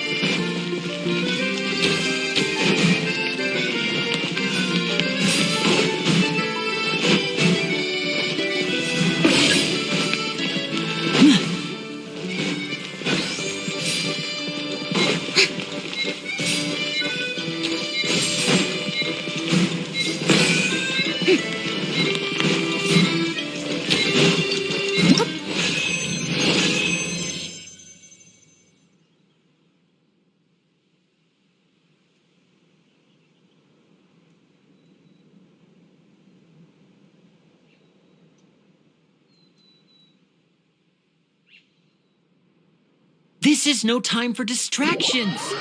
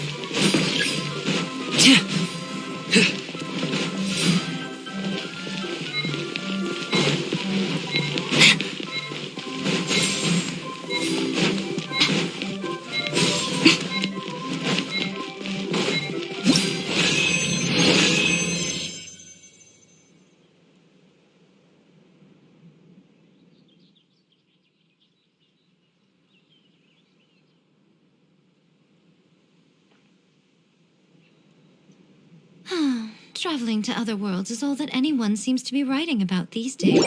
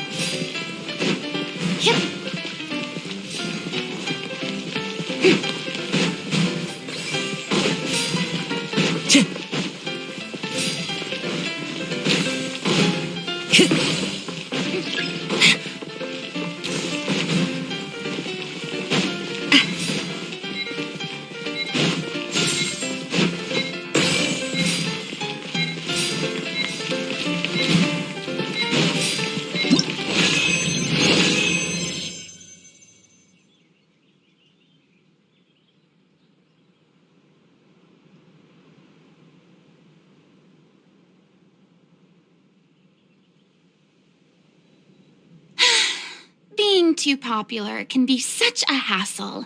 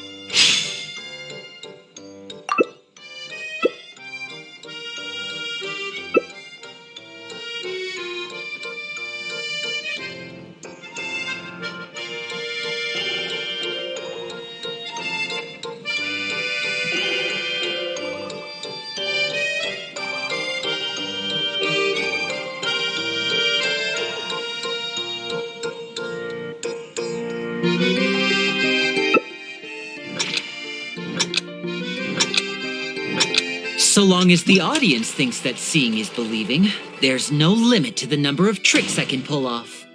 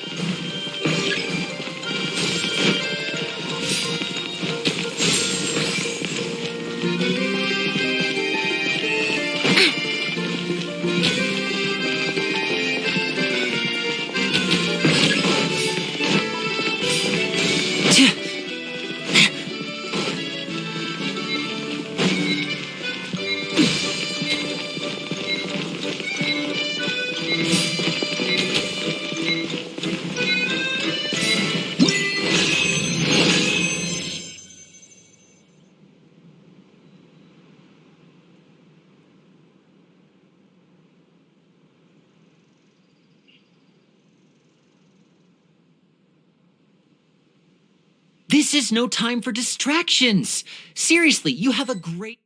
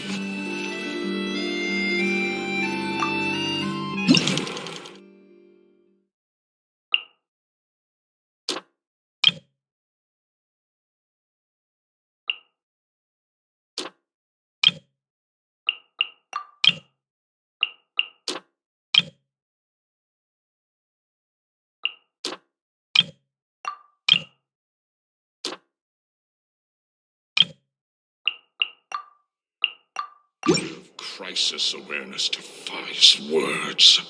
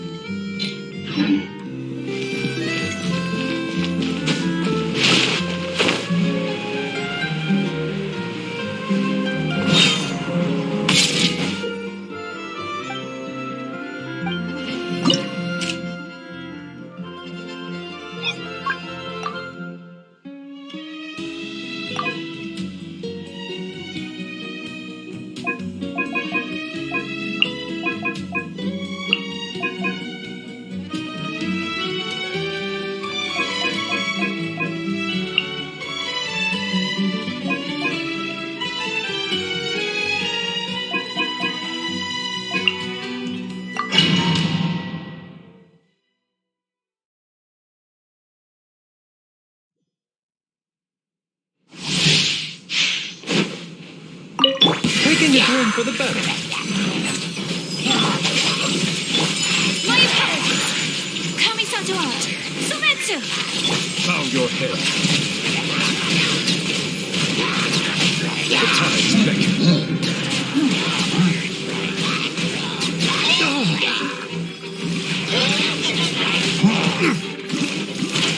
Settle down.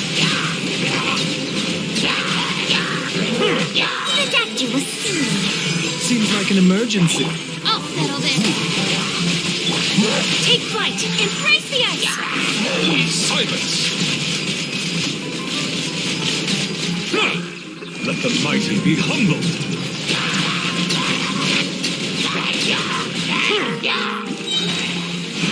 Bow your head. Whirling snow. Kami-santo art. Sometsu. Taking a turn for the better. Silence. Be sanctified.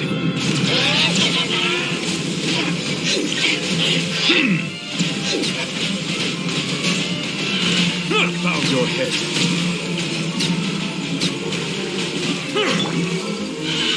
Take flight. Sakura swirl. Let the mighty be humbled. Silence. Justice is blindsided. Lightning Karaka. A bit of help us. So rude. My opponent. Be sanctified. Settle down.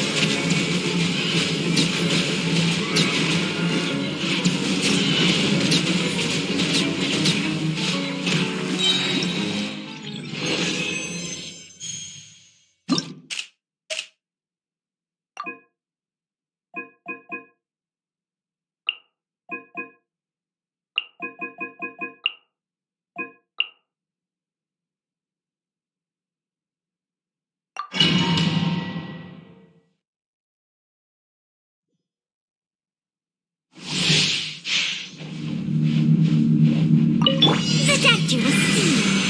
Remember, help comes. Our bond is strong.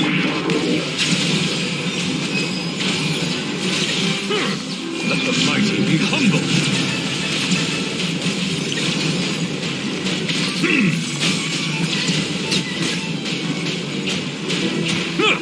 One with the force. I hear everything.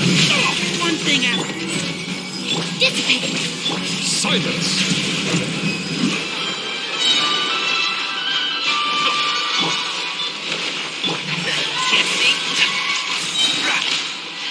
Let's nip that in the bud. Bow your head. An oversight on my the tides beckon.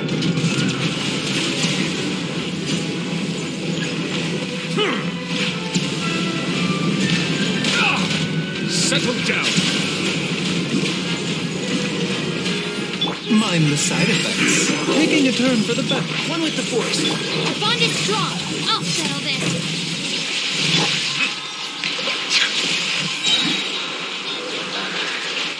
Mighty be humbled.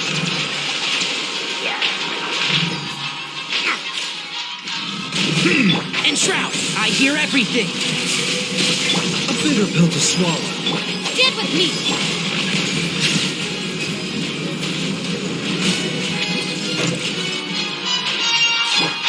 Can't seem to mind the side effects.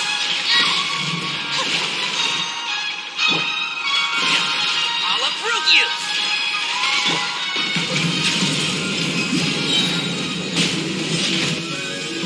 The tides beckon.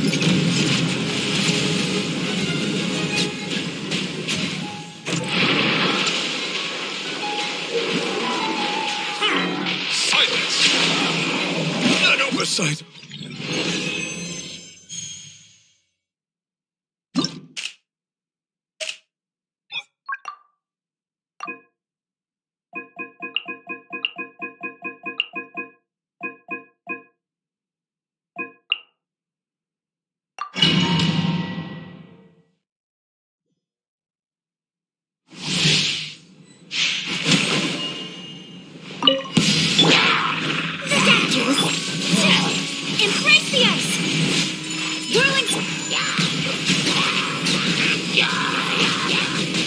Let the mighty be humble.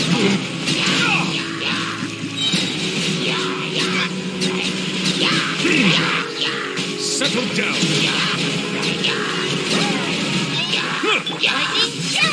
Mind the side effects. Seems like an emergency. My apologies. Sakura Swirl. Bow your head. Be sanctified.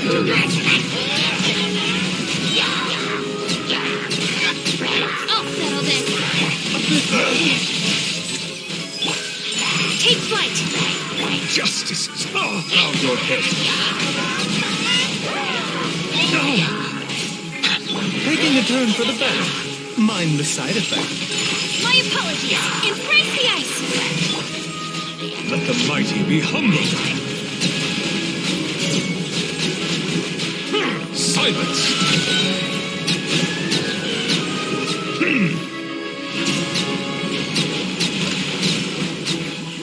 Remember, health comes first. Take flight. Kamisato art. Sumetsu. Bow your head. Be sanctified.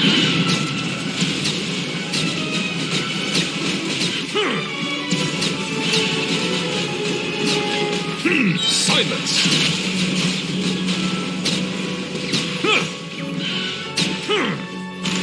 Out of my way. Sakura Swirl. The tides beckon.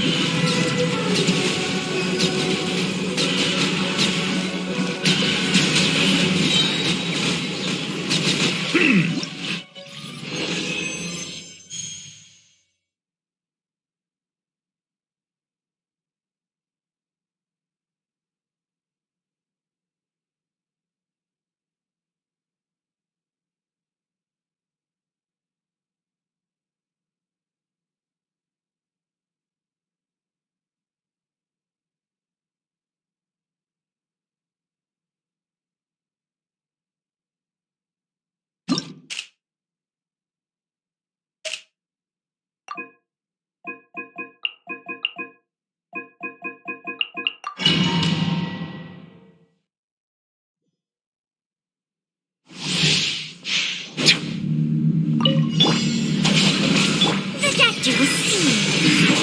To ashes! Bow your head. Let the mighty be humbled.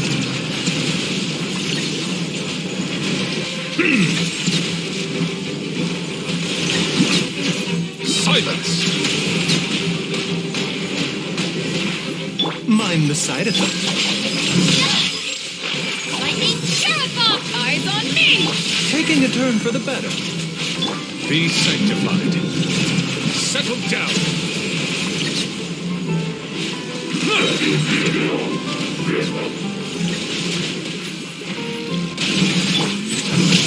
Out of my way!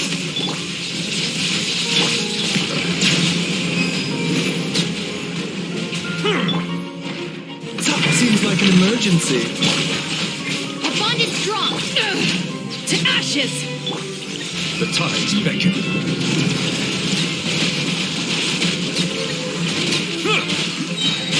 Silence.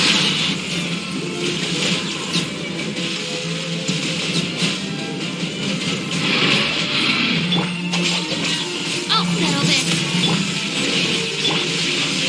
Power that ended hope! Settle down. Let the mighty be humbled.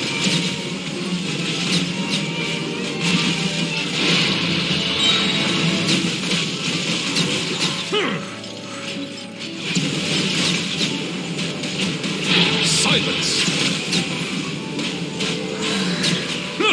The doctor was sealed. Lightning Sheriff! Justice is blind. The tides beckon. Settle down.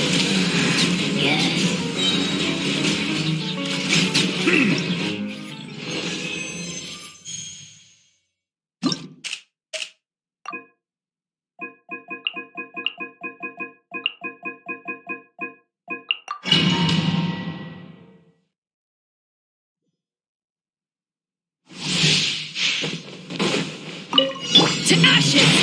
Remember, health comes first. Shine down! Silence! Be sanctified.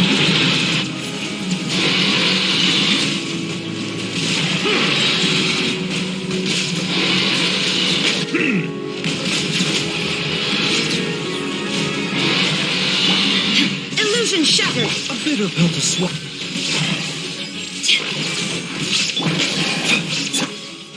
Bow your head. Let the mighty be humble.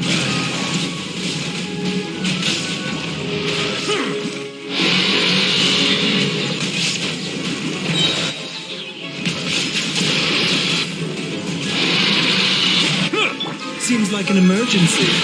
Eyes on me! Shine down! Torn to oblivion!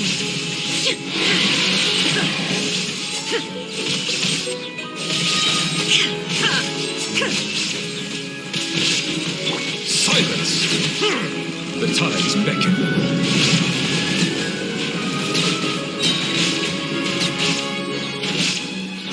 Illusion shattered! Taking a turn for the better. Power that ended life! Settle down. Shine down! Mind the side effect. Inazuma shines eternal! Let the mighty be humble.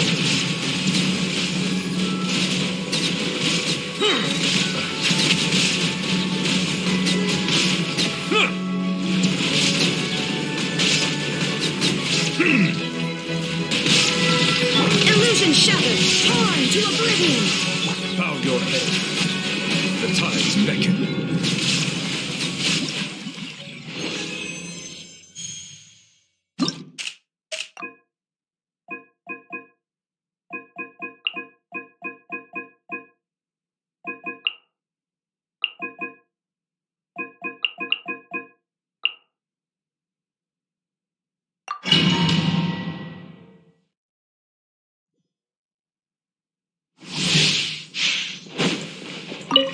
Get with me! Know my sword! Witness the power! Coming at ya! Ha-ha! Hiya! Fire! Well, with rocks. Hey there! Ha! Cha! Watch out! Hiya! Ha! Fire!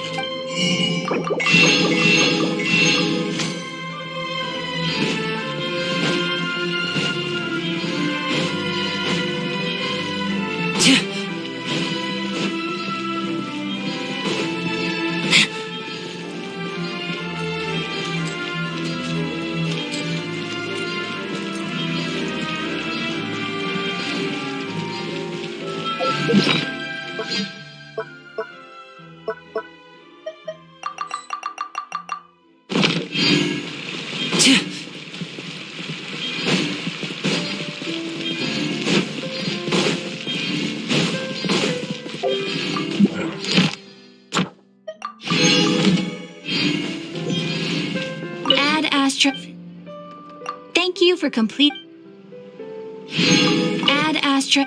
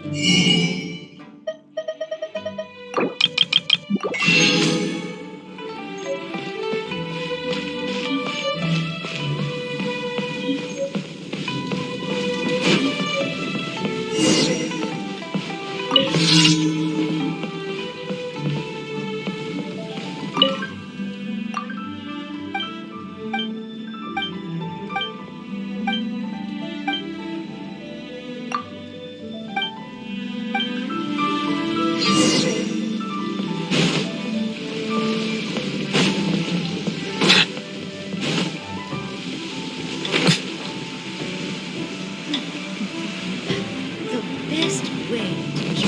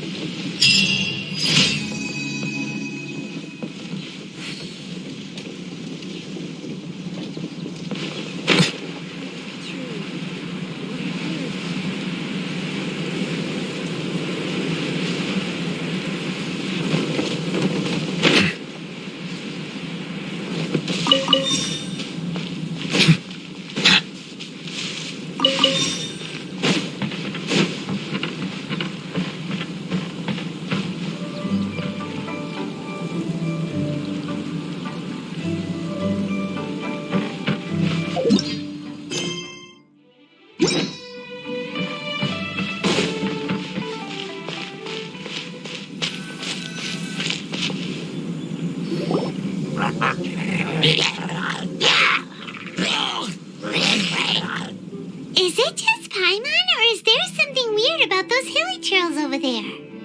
Paimon thinks so too. We've seen plenty of hilly trails before, and they're always the bad guys. But this is different. Uh-oh. This is right by the Wangshu Inn too. The guests are in great danger. Now that we've seen it, if we don't do anything about it, Paimon will feel really guilty. Let's go take care of them.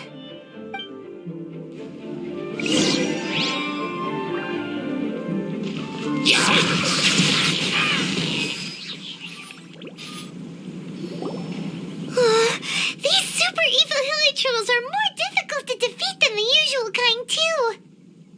Hey! Seems like people are gathering over there. Wonder what they're doing. Whoa! See that guy in the mask? He scared off all the hilly trolls. Oh, you mean like Xiao? Now that you mention it, this guy's mask is kind of similar to the one that he wears. But the magic he was using seemed even more adeptacy than Xiao's. Shall we go say hi?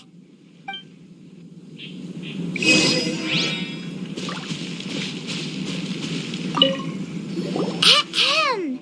Hello. Allow us to introduce ourselves. This is... Please, if you're here to thank me, there's no need. Cleansing the world of evil is the duty of the Adepti. Think nothing of it. One certainly doesn't. Wait, who are you? One had assumed you were followers, but on closer inspection it seems that we have not met. My name's Paimon, and this is my sidekick. One sees. One too shall introduce oneself, for it is good manners to comply. The one before you is the Adeptus, Master of Stars, though one is better known to one's followers as Star Snatcher. One descended from one's mountain abode to cleanse the world of evil, whereupon fate saw fit that our paths should cross. Now, tell me that which you wish for. Our wishes? Paimon thought that the Adepti and Leela were just really good in battle. You mean you can grant people's wishes too? There are different levels of Adepti. Are not the stars loftier than the mountains, clouds, and moon? Yet it is unbecoming of an Adepti to boast of one's powers.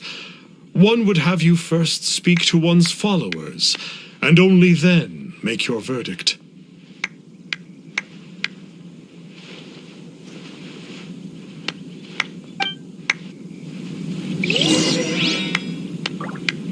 Have you seen the Master of Stars in action? His power truly hails from the divine. I believe that now there is finally some hope for my ailing father. Watching him use his magic is all the proof you need. A true Adeptus, no doubt about it. Not long ago, I sought some medicine from him on behalf of my ailing father. The difference with Boo Boo Pharmacy's prescriptions was like night and day, I tell you. Once it was boiled and ready, it gave off this really ethereal mist. Seemed pretty adeptal to me. Could have also been because there was mistflower in it, though. Adepti medicine is surely the most potent. My father will recover soon, I just know it. Sure, you have to make some sacrifices if you seek help from an Adeptus like the Master of Stars. I had to give a few antiques as offerings. But my father's life is worth much more than a few old relics, right?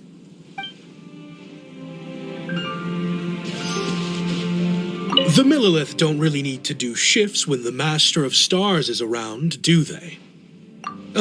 I'm a merchant, and I had an especially valuable batch of goods that needed transporting recently. So I asked the Master of Stars if he would make the journey with me, as presumptuous as that was. Reason being, monsters run a mile as soon as he so much as holds up his talisman. We didn't have the slightest bit of trouble the whole journey. It didn't come cheap, of course, but then soliciting the services of an Adeptus is a monumental affair. Just look at the Rite of Dissension. So I can accept it, but I doubt that most from outside of Liyue would be willing to. Finally, a life full of hope and purpose. Oh, are you believers too? After my fiancé had been left, I cried every day. But then I turned to the Master of Stars for help. At his suggestion, I started burning paintings of my fiancé and casting the ashes into the ocean at sunrise. I can't explain it, but it really worked. I know in my heart that he'll return. This is not some sort of positive thinking trick. I'm certain of it. I'm so overjoyed that I gave a portion of my wedding budget to the Master of Stars as an offering. After all, if not for him, I wouldn't be getting my fiancé back, in which case I wouldn't need it anyway.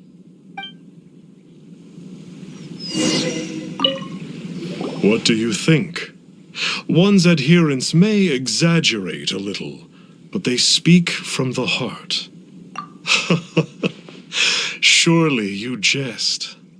There was once a senior Adeptus, Xie Wuliang, known to the people as Liangzi.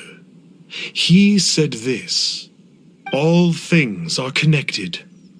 That which mortals call imagination is merely the bridge betwixt the spiritual and the material. In other words, their wishes are already on the path of transitioning into reality. Does this make things clearer? Nope. It makes them way more complicated. But basically what you're saying is that their wishes can come true, right? Indeed. You are perceptive, my diminutive friend. Okay. question. Oh? You need but ask.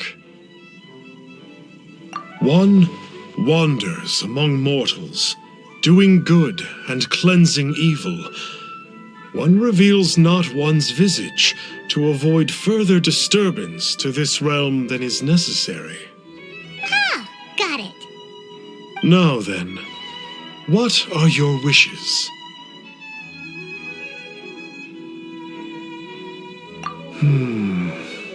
One senses that a tragic tale lies behind this wish. So be it. This wish is not beyond one's power to grant. But first, one must see some proof of your faith. What's that supposed to mean? The way of the Adepti cannot be grasped from words alone. One must seek the profound truths that lie beyond them. Should you fail to perceive one's hidden meaning, then regrettably, one may lend you no aid. What do we do? Paimon doesn't understand him at all. Oh, that's right! Some of those believers mentioned that they had to pay a pretty sum for the Adeptus' help, didn't they? Well, Paimon's not forking over anymore, and we don't have anything valuable enough on us. You don't even have a vision.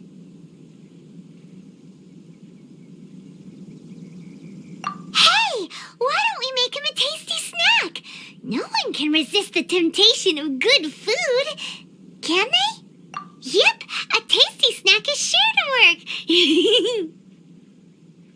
Why don't we head over to Wanwen Bookhouse and see if they got any new recipes in?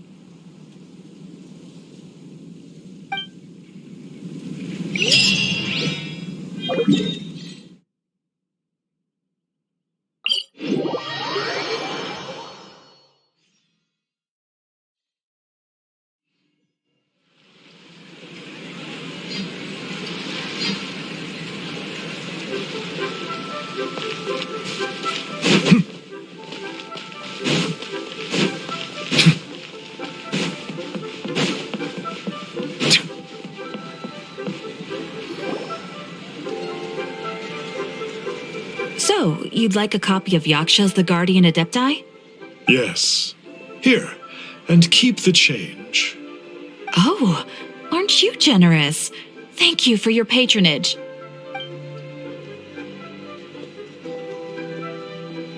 Hey, isn't that, Star Snapper? What a coincidence running into him again. Did you hear the name of the book he just bought? Was it Yaksha's The Guardian Adepti? Well, anyway, it was definitely a book about the Adepti. Why would an Adeptus want to buy a book about himself?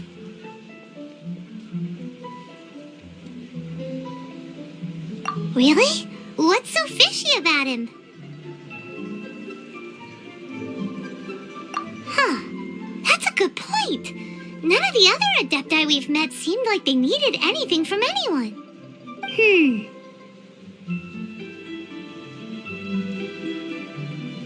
Paimon thinks we should check out that book. Maybe we'll find out something about this guy that we can use.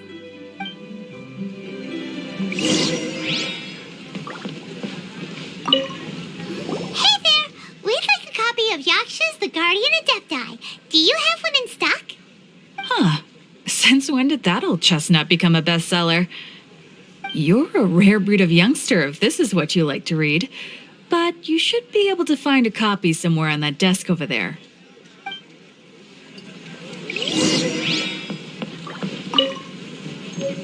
So, are you buying or not? This is the one! Let's see what it's all about, shall we? In ancient times, Liyue was a land of misery, where the shadow of evil loomed large. As slain gods festered, their vengeful wrath cursed the world, manifesting in infernal forms. When demons stirred, miasmas, monsters, and mutations infested the land. Then Rex Lapis summoned the Yakshas to vanquish the demons. They swore an oath Restore order through slaughter, purge evil through battle. To this, we dedicate our lives. Eons of bloodshed later, karmic debt weighed upon them, phantom wrath seeping into their broken souls. They went mad with fear, turned on each other, or succumbed to the darkness. Of the 5 foremost Yakshas, death came to 3, while the 4th vanished without a trace. In the millennia since, one conqueror of demons remains the sole surviving Yaksha in the mortal realm.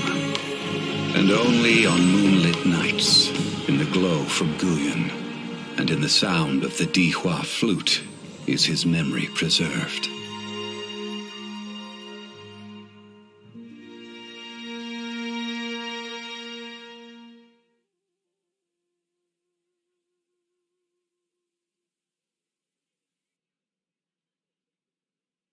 This book is about the Yakshas, a group of adepti who defend Liyue. Seems like a pretty niche topic. Was there anything that stood out to you?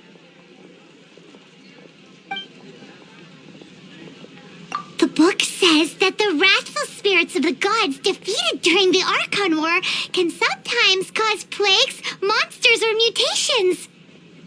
All of which sound pretty horrendous. Hey, wait a second. Paimon wonders if... Do you think those super evil hilly churls we saw earlier were the mutations that the book's talking about? The book says that the Yakshas, after fighting against the wrath of the gods for thousands of years, became bound by karma. Poisoned by the hateful thoughts of the gods, the Yakshas would often descend into indescribable fits of terror, rage, or agony. It's so tragic. After everything they went through in all their years of protecting Liyue, they got no reward and had to deal with so much suffering instead. So, there used to be 5 main Yakshas, but supposedly only one of them is still alive today. Do you think that it could have anything to do with that Star Snatcher guy? No, surely not. He doesn't exactly give off the impression that he's been suffering for thousands of years. Yep, Paimon thinks we've already summed up all the key points. So back to the matter at hand. The things we need answers on are 1, where did those super evil-looking hilly trolls come from? And 2, what does Star Snatcher have to do with the Yakshas, right? Now to head back to where this all started and commence our investigation. Let's part the fog of mystery that hangs over Dwayne Karst and let the truth shine through in its full glory. To be honest, Paimon actually hopes he is a real Adeptus. His exorcism technique seemed real enough at least. But if we get our hopes up, there's further for them to come down. So it makes sense to investigate thoroughly first, just to be sure. Alright, let's head back to Wangshu Inn.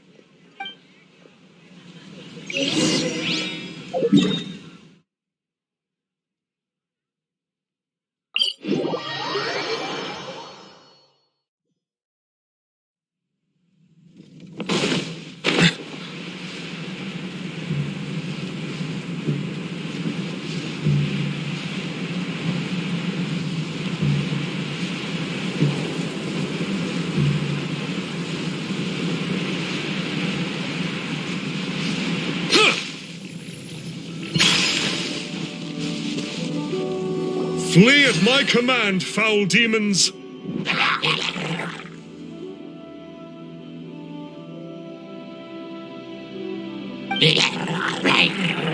Flee! Why won't you flee?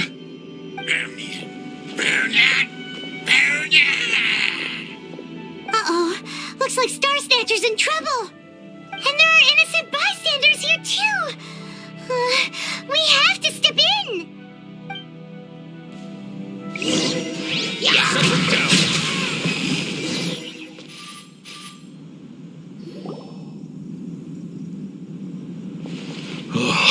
get it. Why didn't the Sigil of Permission do anything? Has the evil aura of these hilly churls grown in intensity? Sigil of Permission, huh? Now why does that sound familiar? Right! It's a keepsake of the Adepti, so it must still contain traces of their power. No wonder he was able to scare those monsters away earlier. What are you two babbling on about? One is merely underslept, meaning that one's adeptal power is not in full flow. Were one but given another opportunity...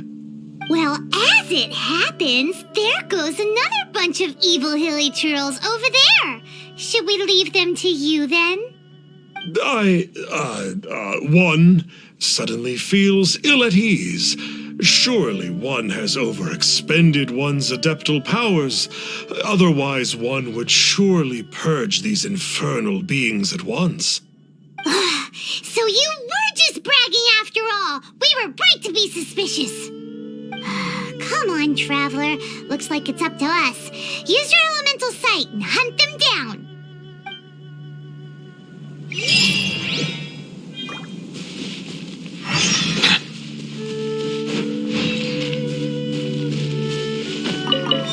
Right. Bow your head. And voila!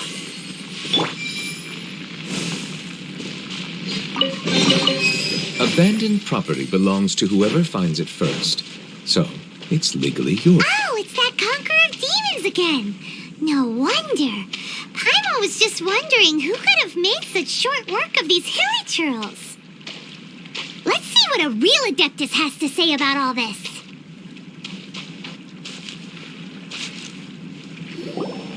It's you. I remember you. I was purging some living beings that had been tainted by the demonic. It would appear that I have caused you some trouble. Huh? He isn't usually this polite.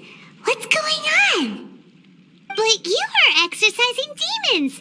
How is that causing trouble? That is because the changes that occurred in these monsters stem from me.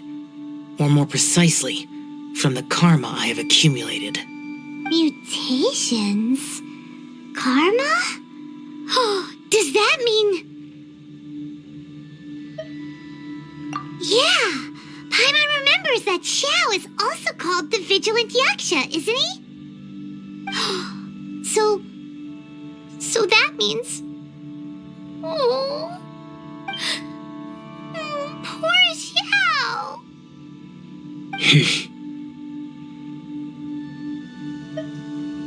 I see. You must mean that piece of literati fan fiction from a few hundred years ago. All things are impermanent, and to exist is to suffer. We Yakshas have no need of sympathy or tears. My comrades who have passed on would see your tears as a stain upon their legacy. Oh, I'm sorry. It matters not. In any case, I am on my way to purge a cavern of demonic influence, so we shall part ways here. Wait! Take us with you! We'll be a big help! Paimon promises! No need. I am used to fighting alone. And in any case, these mutations originated from me to begin with. Well then... Oh! Consider it Paimon's penance for being accidentally rude just now. Please? Well, come on then. So, Xiao, you've been suffering from the bad karma all this time? Suffering is my price to pay for eons of endless slaughter. I have come to accept this. But in recent years, other living things have suffered when the burden should be mine alone to bear. I must reflect on this.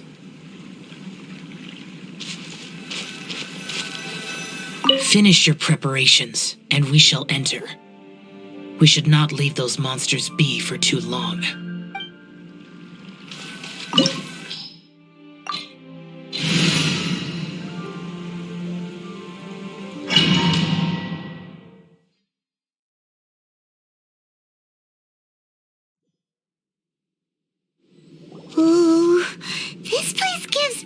getting goosebumps. I will use the ritual known as the Bane of All Evil to relieve this place of its karma. You must remain calm. Do not allow yourself to be affected by the lingering wrath of bygone gods.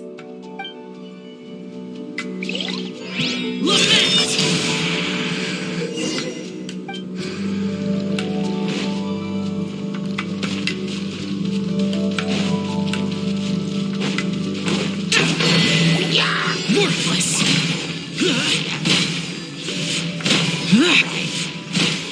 Worthless! Here! Worthless! Here! Worthless! Boring! Here! Get out of my way! Worthless! Here! Worthless!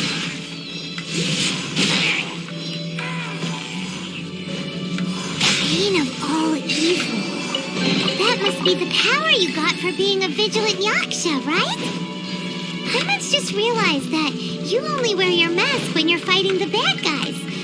But that Star Snatcher guy wears his mask the rest of the time, too. Star Snatcher? I am aware of no Adeptus by such a name. So he is a fraud! Well, we'll continue this discussion later. You should focus on your battle for now.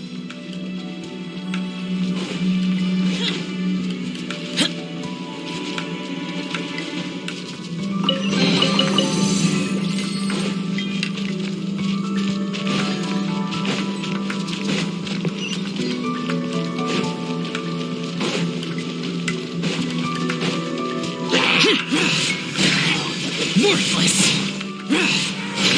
Worthless!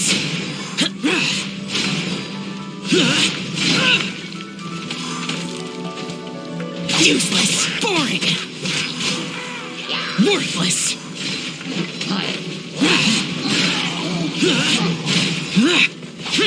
Worthless! Boring!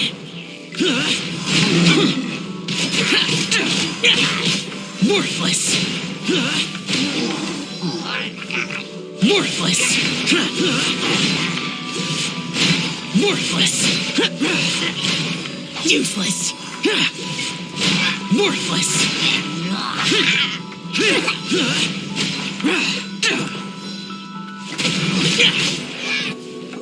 It is good that we came here. An unusual number of living things had fallen under infernal influence. Had we not arrived in good time, the consequences would have been unthinkable. Now, this Star Snatcher you speak of, what is the situation? Ooh, Paimon will tell you. An Adeptus who grants wishes. To think that people could be so easily deceived by such blatant lies. As an Adeptus, do you have the power to grant wishes, Xiao?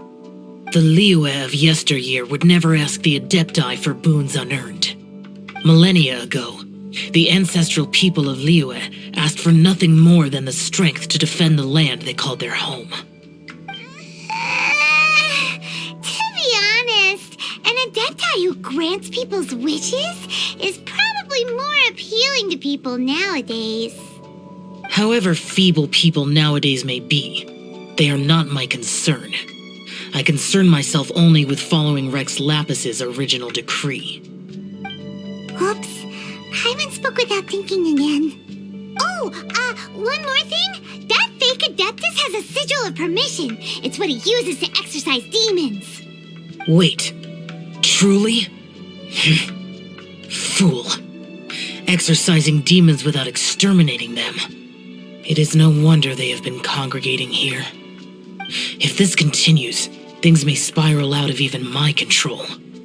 We must confiscate his sigil of permission.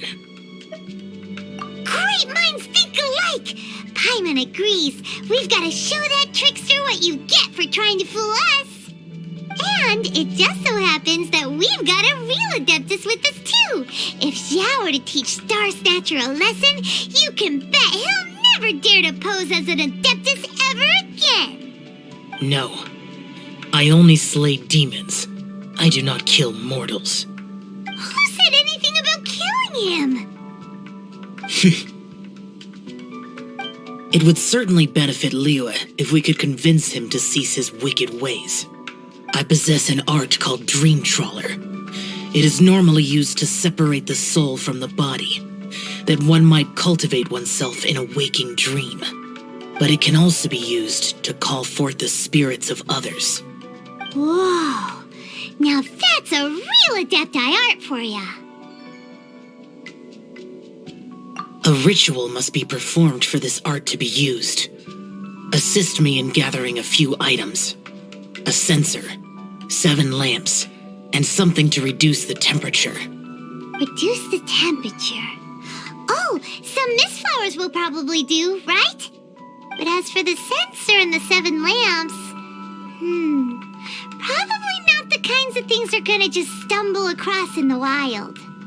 Do you know of the 2 Yaksha statues that stand guard beside a merchant road on the southern face of Mount Tianheng? The ancestors of the people of Liyue built shrines there to honor the Yakshas. You should still be able to find some ceremonial items there.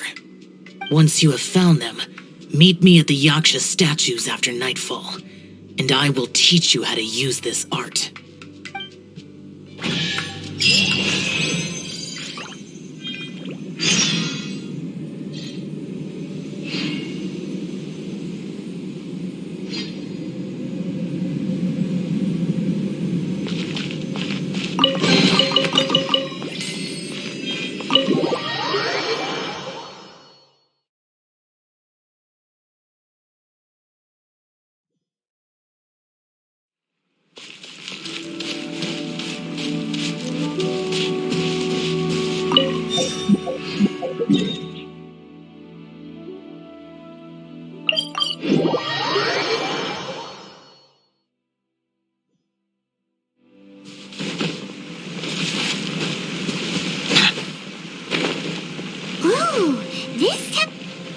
The spirit soars the mountains high, while the body rests as the world goes by.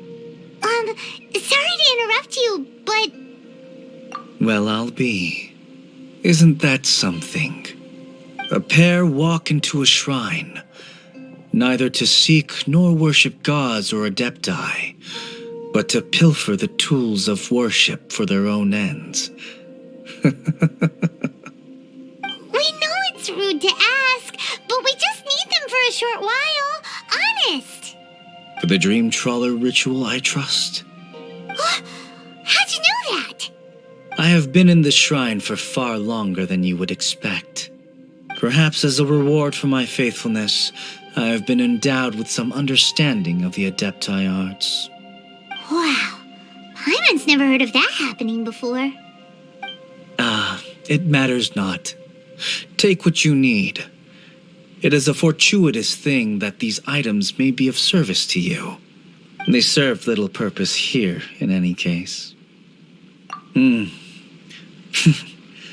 Nothing that you need concern yourself with. Please, take what you wish.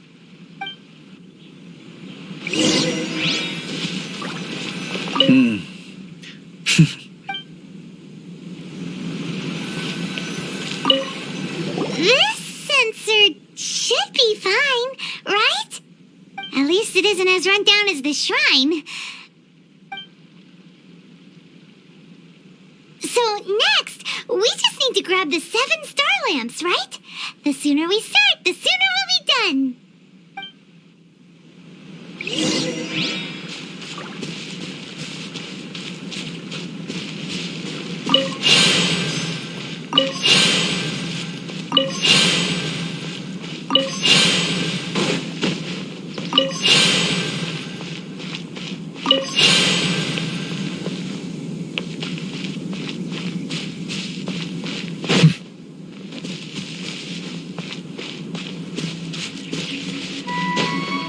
Paimon thinks we've got all the ones we can use now. But let's say bye to that guy before we leave, shall we? Huh? Where'd he go? He was right here! I had presumed that once you had acquired what you came for, you would forget about me and simply be on your way. Ah! It's that guy's voice! Hello? Where are you? My physical form ceased to exist over 1,000 years ago. What you witnessed earlier was an illusion, created by the Adepti art known as mortal lingering. Now that you have taken the 7-star lamps and censer used in the mortal lingering ritual, my form is no longer visible to you. I was once a junior in the Order of the Yakshas, bestowed with the name Pervases by Rex Lapis himself. Yet my strength failed, and I was slain in battle. Today is the anniversary of my death. My last wish was to see a modern Liyue, and so I took the liberty of performing this ritual here. That aside, you were sent here by the Conqueror of Demons, were you not? So, you two know each other then? I sense his aura upon you. That and the heavy burden of his karma. Even after all these millennia, he still must endure such tremendous suffering. I am truly ashamed. Don't say that, Pervases. You sacrificed your life for Liyue, didn't you? Life is a precious thing, yes. But when I think of the burden that the Conqueror of Demons must bear, death seems to me to have been the easy way out. A selfish indulgence, even. Pervases. I apologize. Birthdays are joyful occasions, but by the same token, it is hard not to be melancholy on the anniversary of one's death. Mortal lingering will not last much longer. Take care, you two, and please pass on my regards to the Conqueror of Demons.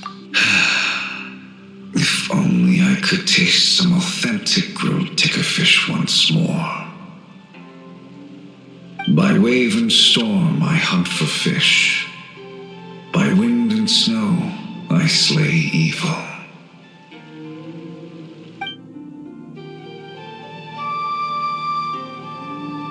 Huh? Looks like he's gone then.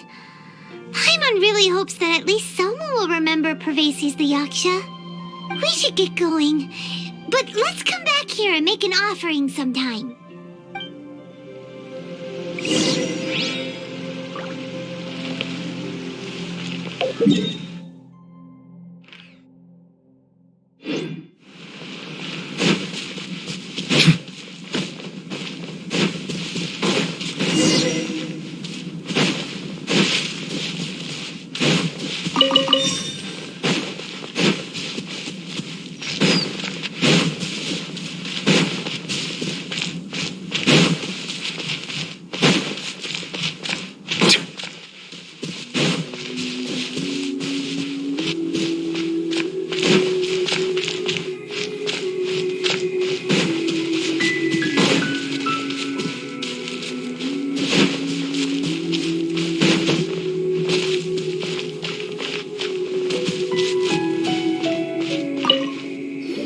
Have you gathered the items for the ritual? This censer and these lamps. Their designs are flawless, almost as if they were made specifically for use in the Adepti arts. Where did you come by them? Oh, and, he says hi! Pervases. Yes, this does have the hallmarks of something Pervases might do. As I thought, it seems that he could not leave Liyue behind, either. I hope that its present state will allow him to rest in peace. Well then, let us begin preparing for the ritual. Place the censer in the middle, and surround it with the 7-star lamps. Adorn the area with the items of abject cold. Once this is done, We shall proceed. Yes, this will do. Now, the next step is the key to performing Dream Trawler.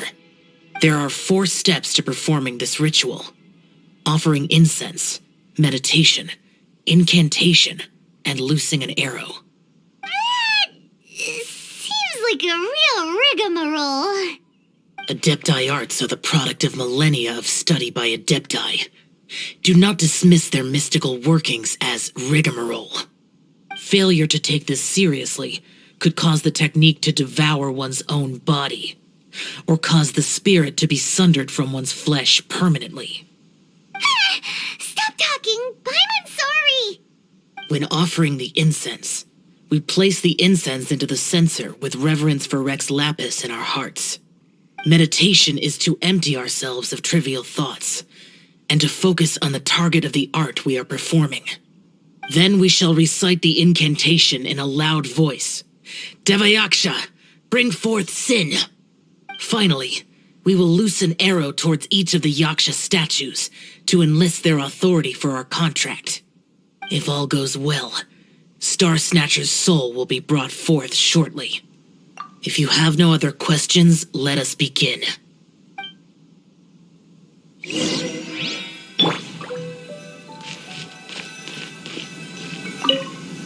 Then we meditate. Ugh. Paimon really doesn't want to think about that fraud.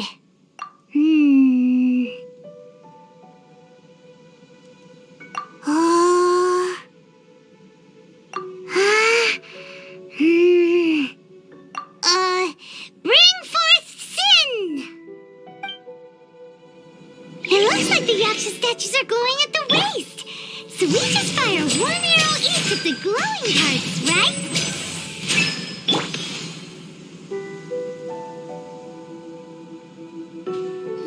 We finished the ritual! And we followed all the instructions to the letter. Close enough.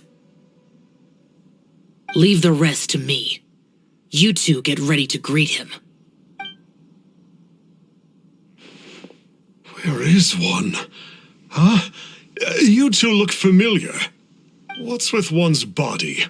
One feels light, weightless. An Adepti art?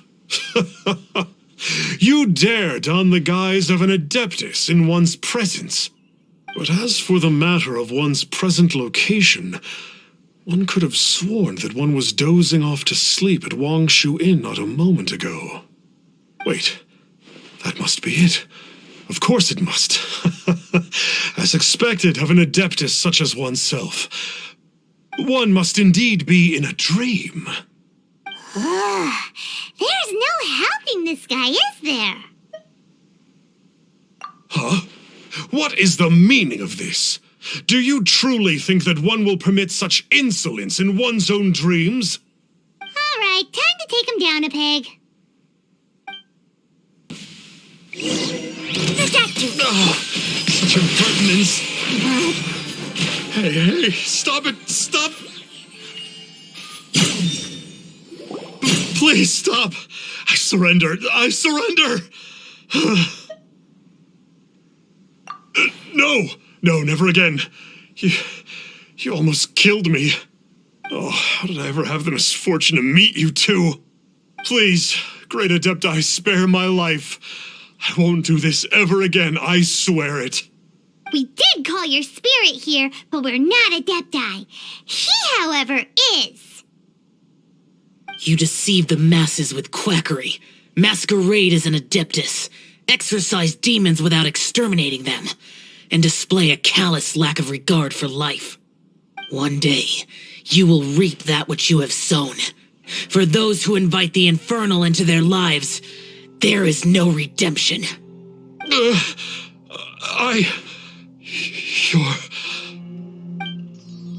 Seems like Shell's got him scared stiff. Oh, great Adeptus. Might I ask your name? It really is you. It's truly you. Never in my life did I imagine that I might meet the conqueror of demons, the vigilant Yaksha himself. You know about Shell? Of course. My grandfather was a folklorist. I learned the tales of the conqueror of demons at his knee. To this day, I am an avid collector of books concerning the Yakshas. But ever since I discovered a sigil of permission while rummaging through my grandfather's personal effects, at first I was just imitating the Adepti for fun. But slowly, I began to stray further and further from the righteous path. Huh. So to sum you up, you're Xiao's biggest fan? Yes. Thank you both for allowing me to witness the conqueror of demons in the flesh. It's like a dream come true. That wasn't quite our intention. Please allow me to swear this oath before the great conqueror of demons. I swear to turn away from evil, to live an honest life, and to never again stain the name of the Adepti. I will remember your oath. Now go. Thank you. 1,000 thanks for your forgiveness, and for all that you have done for Leah. He seemed very earnest when he was making that oath there. Guess he won't be tricking anyone anymore. Oh, wait. We haven't gotten the sigil of permission back yet. Let's head over to Wang Shuin first thing tomorrow and look for him.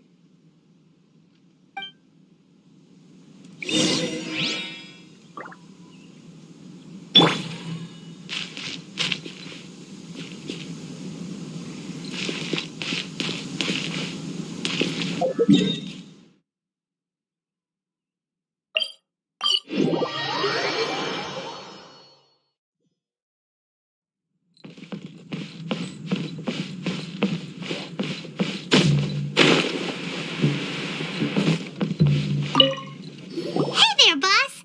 Star Snatcher's staying here, right? Star Snatcher. You mean the false adeptus who wore a mask? He signed in here under the name Wang Ping An. He's already checked out. He said he wished to go on a solo pilgrimage. Ah, yes. He also requested that I give this letter to a traveler who journeys together with a talking fairy, should they come asking for him. Talking fairy? Who's that? Well, anyway, you must be the traveler. Here's the letter. How strange that he would leave a letter for us. Is this the final attempt to fool us, maybe? Come on, open it. Paimon's curious. Huh? Seems like he actually left us a few nice trinkets. Along with... Woohoo! The sigil of permission! Paimon hasn't met a bad guy like him in a long time. Yeah. Anyway, let's go take the sigil of permission to Xiao, shall we?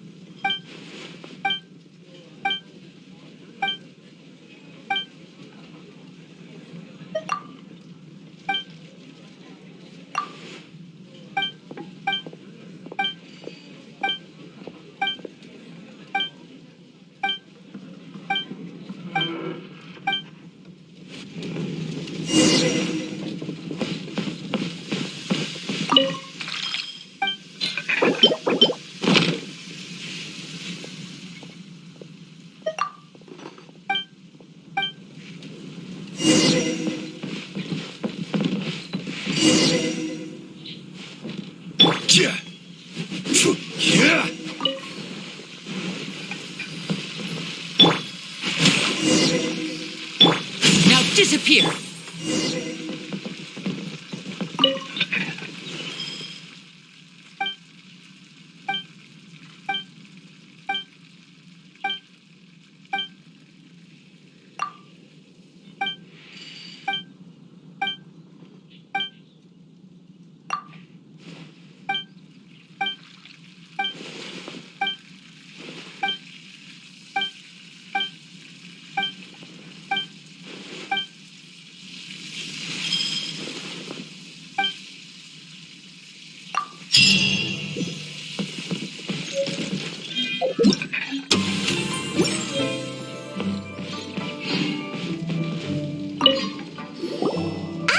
There you are! We got the sigil of permission back. Do you want to take it? You have my thanks. May I take your order, sir? 1 grilled ticker fish. Certainly. We'll prepare it for you immediately. Huh. No almond tofu this time? Well, that's not like Xiao. Ticker fish was Pervasi's favorite dish. I just wanted to see how it tastes. Huh. By wave and storm I hunt for fish. By wind and snow I slay evil. Was there anything else? I am accustomed to eating alone. Uh-huh. And so, Detective Paimon and the trusty traveler solved the case and quietly slipped away.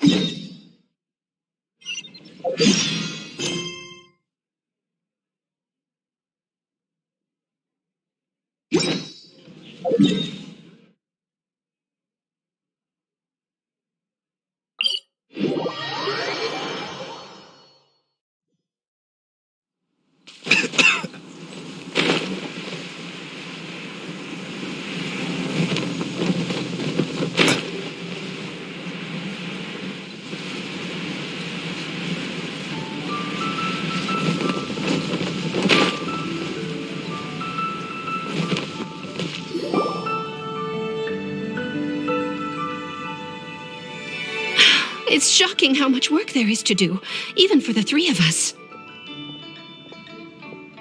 And she's been handling it alone all along.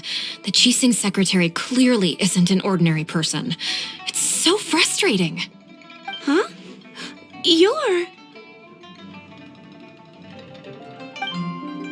Aren't you Ningguang's servants? How come you're here?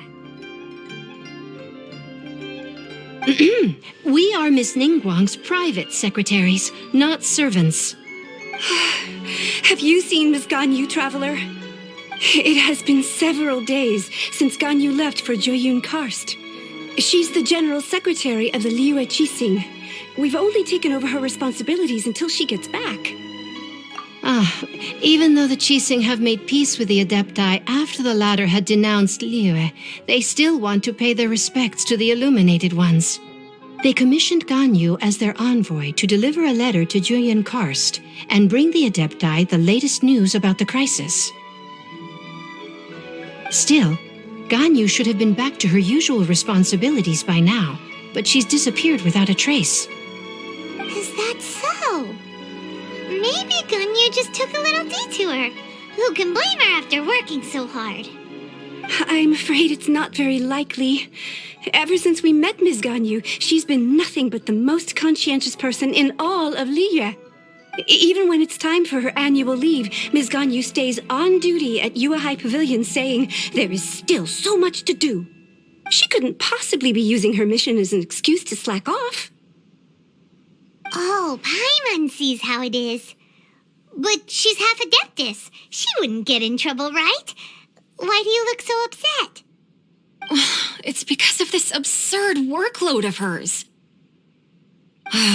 When we first heard the three of us would be taking over for Miss Ganyu, we thought it would simply be a matter of changing our work environment. We couldn't have imagined that Miss Ganyu's daily workload far exceeds what the three of us are used to doing.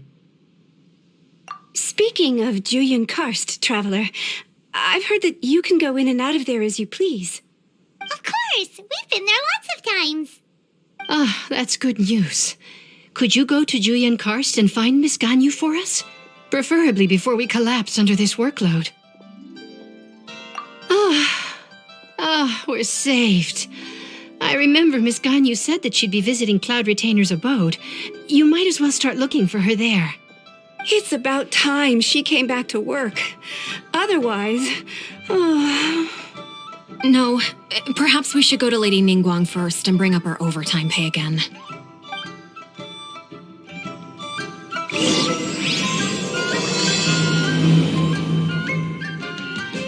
Ganyu left to visit Cloud Retainer. Doesn't she live in Mel Outside? We should hurry up. Paimon hopes we can find her there.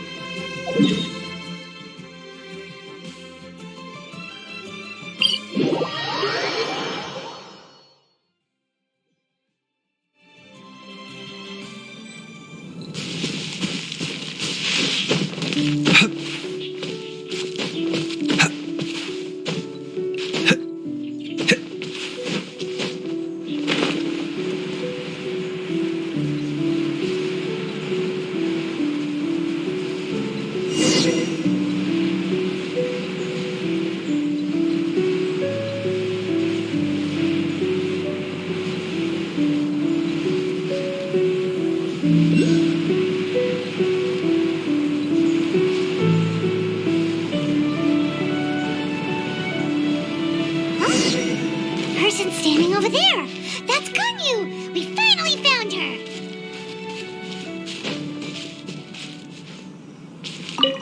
Ganyu, here you are. You two. I did not expect to meet you here. Is it official or private affairs that bring you here? I shouldn't. I have left the human world. Please contact the Yue High Pavilion regarding matters concerning the commercial port. Huh?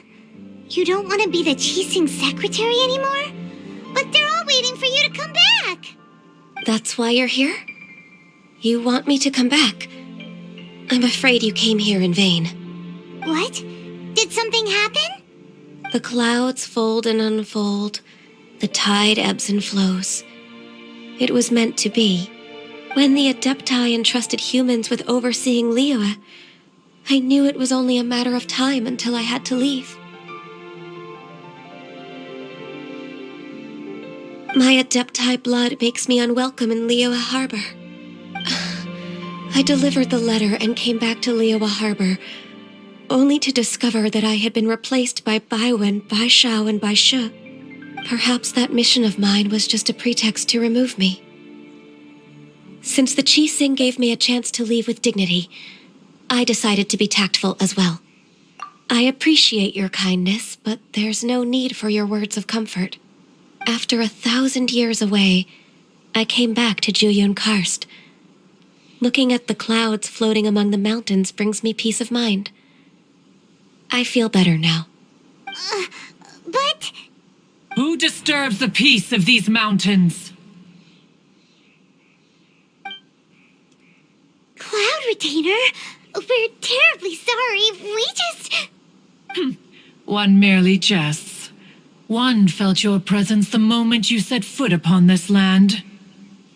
Wow, you Adepti really are impressive. Come here to chat about the old times with Ganyu. It looks like you get along quite well.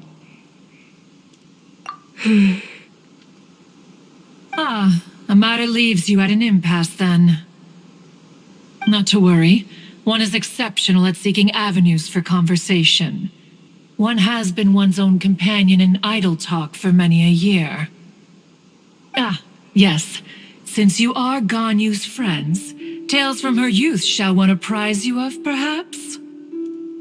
Oh, Cloud Retainer. Nothing to be ashamed of. You were so cute as a child. One is most certain that your friends would like to hear of it. Oh, Paimon wants to hear it. Little Ganyu loved when the horns on the top of her head were caressed. When one was still taking care of her, one was pestered most often to touch her horns. She was elsewise loath to sleep. Wow. Plump she was back then. Why, when she stumbled while we ascended the mountain, she would roll down to the bottom like a little ball. The day Ganyu bumped into a pilgrim was the first time she saw a real human in the flesh. So fearful she was that she hid in a rock's cleft for 2 days and nights. One found her wailing of a monster she had seen. Cloud Retainer? Forget it. It's about time for my training.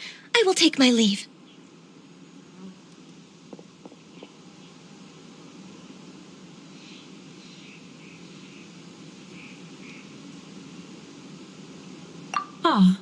One's intention was merely to relieve the awkward tension. And you did the exact opposite. Impressive.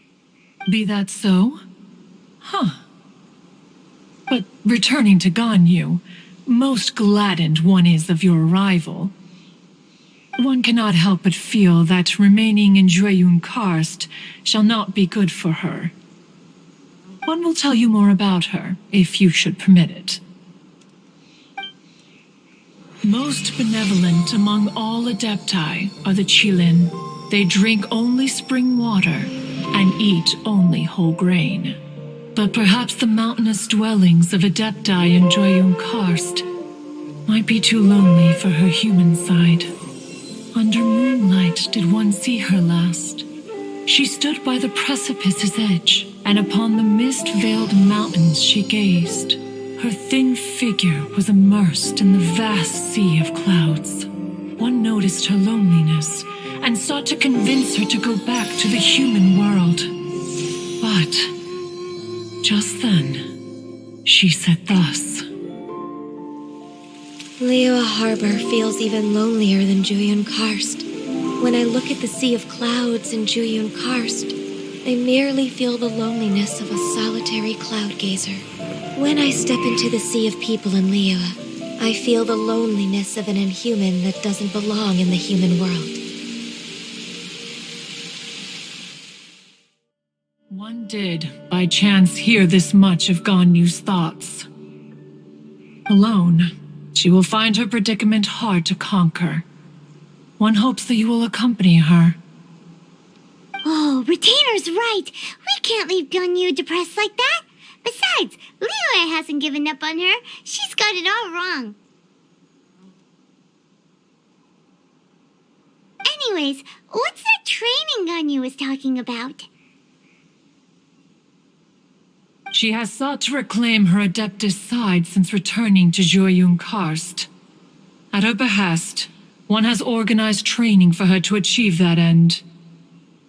She should be in the southern part of Mount Aotsong right now, preparing for the trial. Huh, is that so? Let's go take a look then.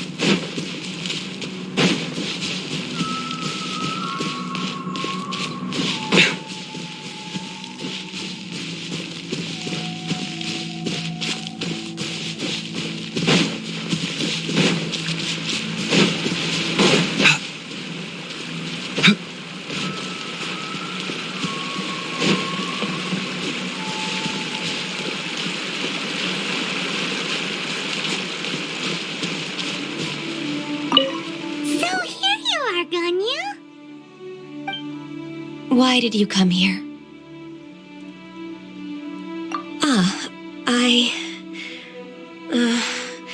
Humans should not remain in the realm of Adepti for too long. Considering the kindness you have shown me, I can let you stay for the Adeptus training. Yay! This trial was prepared by Cloud Retainer. Its goal is to help me feel like an Adeptus again. The training is much to her signature style. I hope it won't make it seem like she is too unaware of the abilities of others. Is it difficult? No, I'm aware of your strength, Traveler. The power hidden within you is not inferior to mine. If you're ready, we shall begin the training.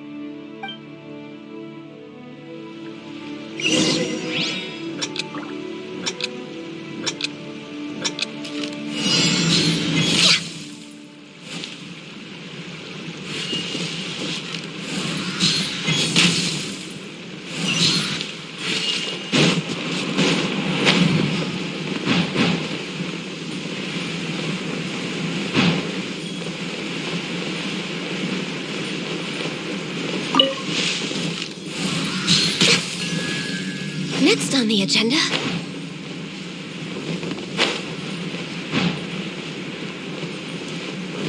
There's a lot of gliding around. It does feel like something Cloud Retainer would come up with.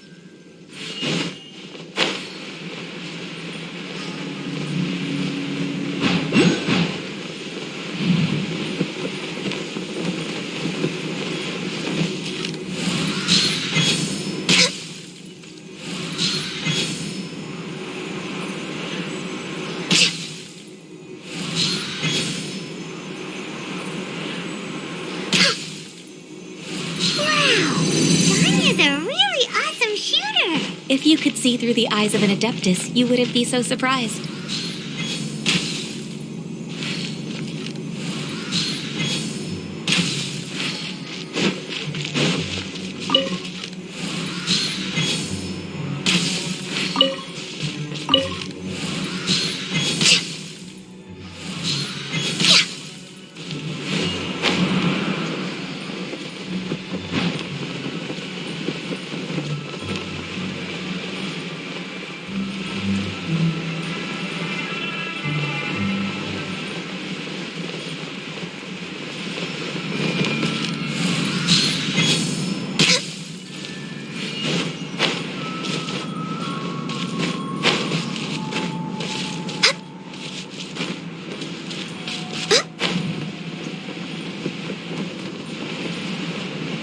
We're way behind schedule.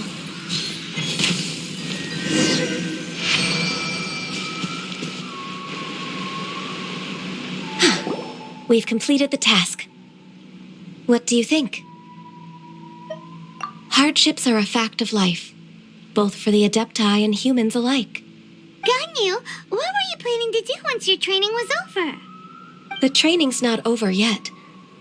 The part prepared by Cloud Retainer is only the first trial. Huh? So there are more trials prepared by other Adepti? No. The only Adeptus who can unlock my true potential is... Who is it? Conqueror of Demons. Huh. So it's Shao. That cold-hearted loner? How come he's prepared a trial for you? I found him unapproachable at first, too. But I believe that being able to face him is an important part of my homecoming. He's already waiting for me. Come along if you're interested. Of course we are! Let's go!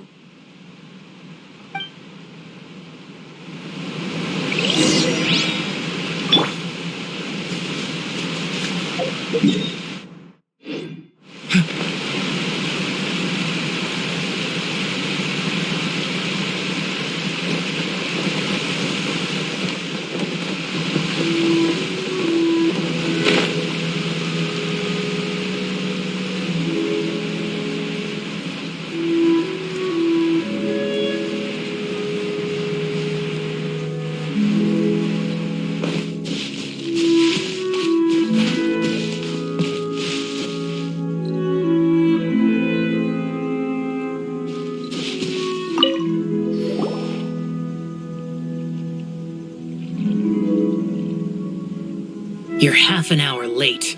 I see you still haven't abandoned the wrongful ways of humankind. I'm sorry. I had a meeting with Cloud Retainer. I don't need your explanations and don't require any mutual understanding between us. I'm just helping you with your training. That's all. Xiao is such a strict teacher. You're neither an Adeptus nor a human, always treading the line between the two worlds. It must create a lot of confusion. Instead of explaining yourself to me, you should face your true self. I have nothing to hide.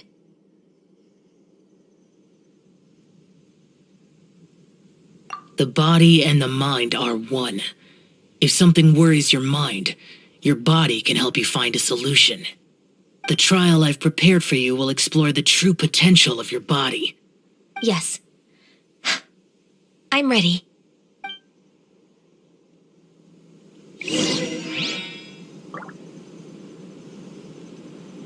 Focus on the trial. I'm not here for idle chatter.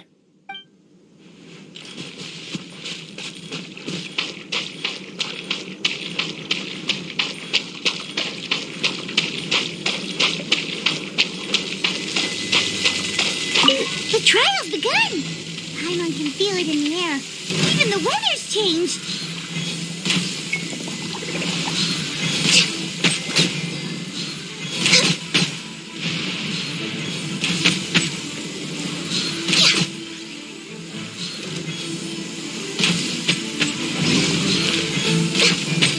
No touching!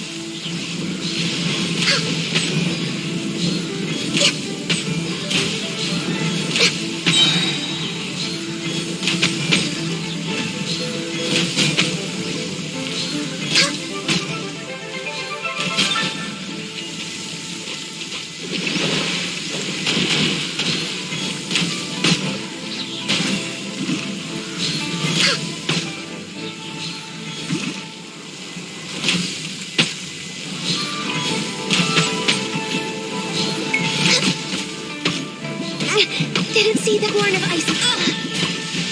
For Rex Lapis!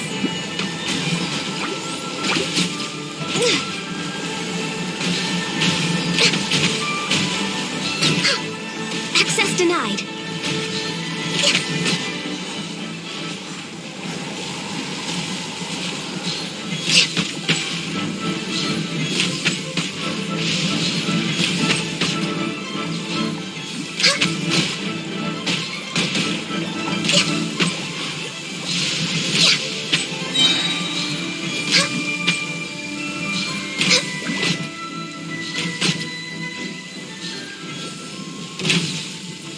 Born of ice and frost. All hail. No touching.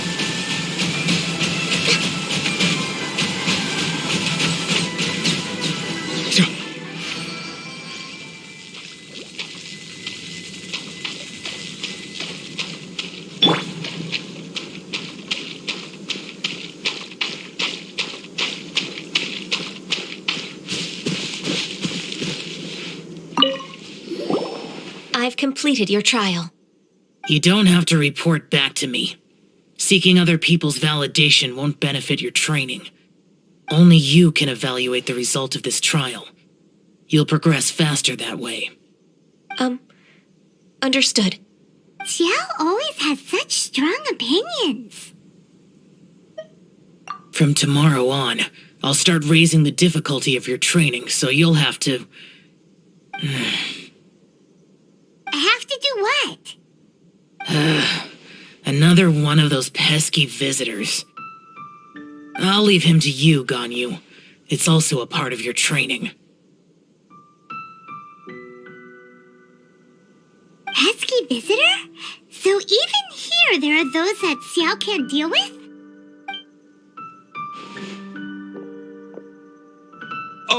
Oh heavens!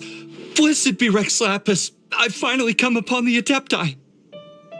Are all of you the Adepti of this mountain? Great! My name's Sin Chung. I came to ask for your merciful blessings, O Adepti. I beg of you, please grant me luck, wealth, and a good career. Oh, Oh, so it's a pilgrim. Huh. He can handle any battle, but talking to strange humans is a different story, huh? I am also one of the Adepti. You can say that I'm an Adeptus in training. Perfect. I didn't come in vain then. Although you sound a bit half-hearted. Doesn't matter. What blessings can you grant me? Wow, straight to the point, huh? Dear Pilgrim, you shouldn't jump to conclusions. Adepti don't help every pilgrim for free. For free? Do you mean that you charge people for the blessings of the Adepti? That's not what I meant. What I'm trying to say is that everything should be earned through hard work and earnest living.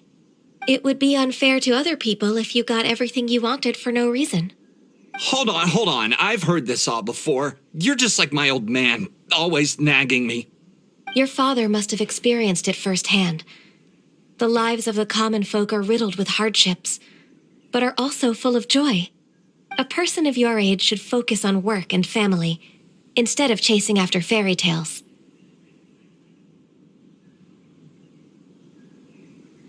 Are you a real Adeptus? Why do you speak and behave like us city folk?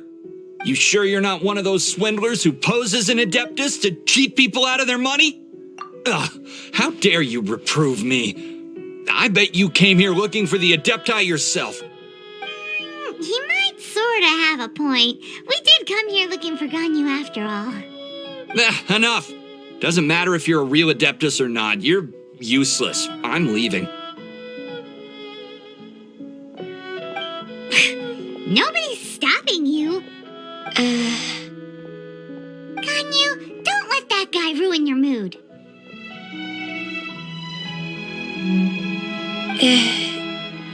It's not his behavior. The things he said. He was right. I thought that coming back to Jueyun Karst and devoting myself to training would make me feel like an Adeptus again. But being questioned by him made me realize that But I'm unwelcome in Liyue Harbor. As an Adeptus, It's true! Just believe us! All right. I'll go with you to Liyue Harbor. That said, I still trust my initial judgment. If I'm proven right, I'll return to Jueyun Karst once again.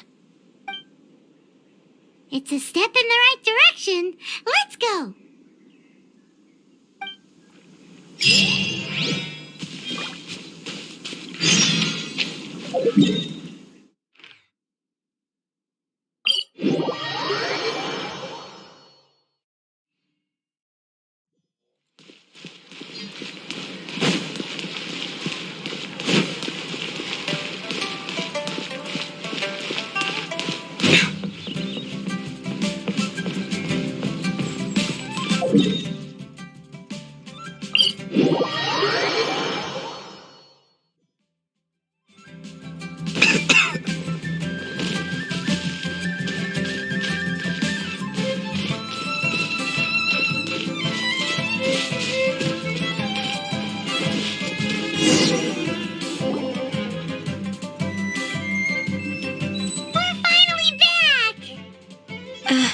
I'm still... Come on, Ganyu! We're almost there! You don't want to turn back now, do you?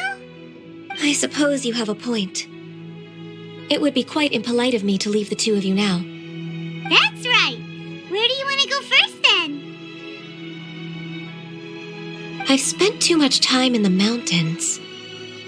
The first thing that comes to my mind is the sea. Let's go for a walk in the port.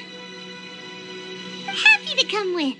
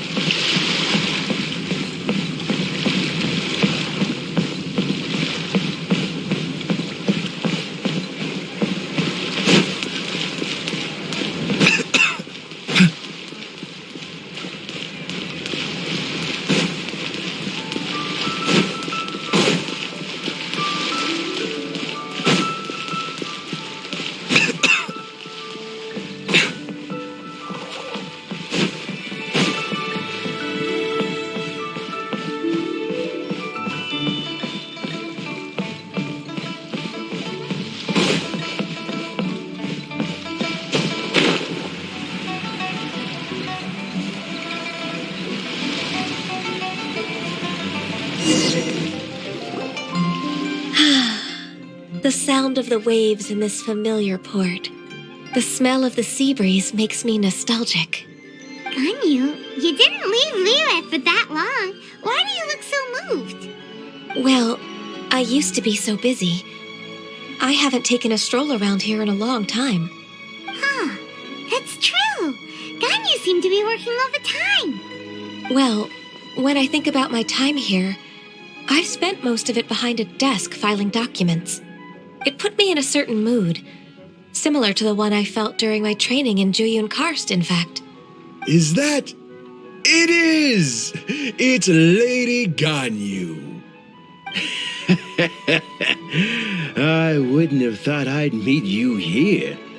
You were always so terribly busy. Lady Ganyu?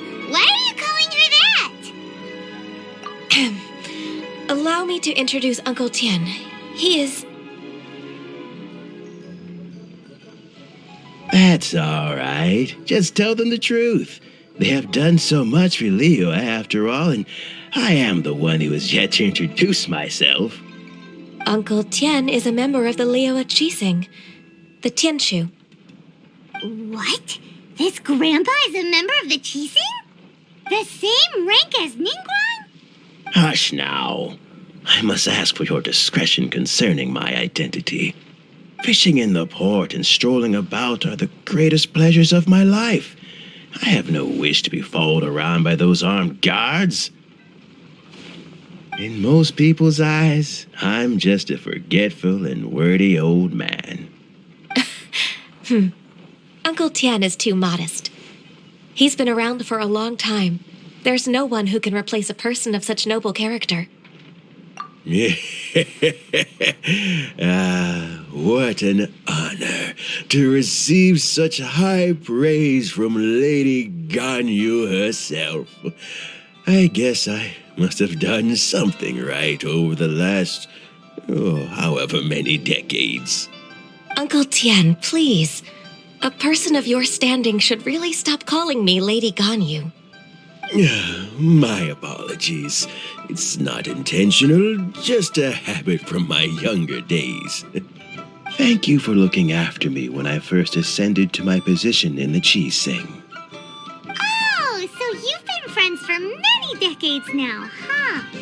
Oh, I was just fulfilling my duties as the Qixing secretary. It's nothing worthy of your gratitude. Talking about secretaries... I don't know if I should bring it up. Ganyu, I believe you know my daughter, Huixin.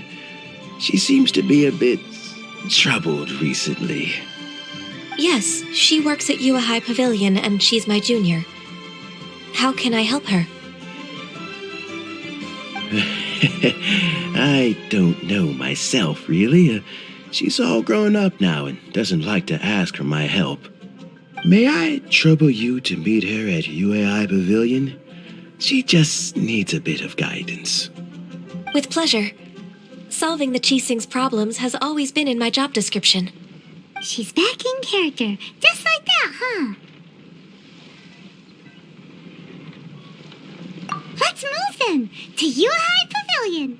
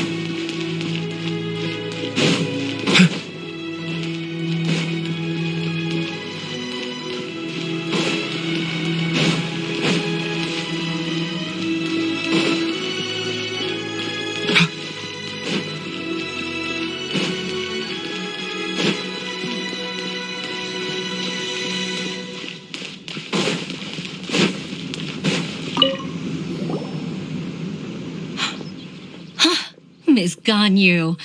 It's been too long. I don't know why, but seeing you brings me a sense of peace in these chaotic times. Indeed, it has been a while, Weishin.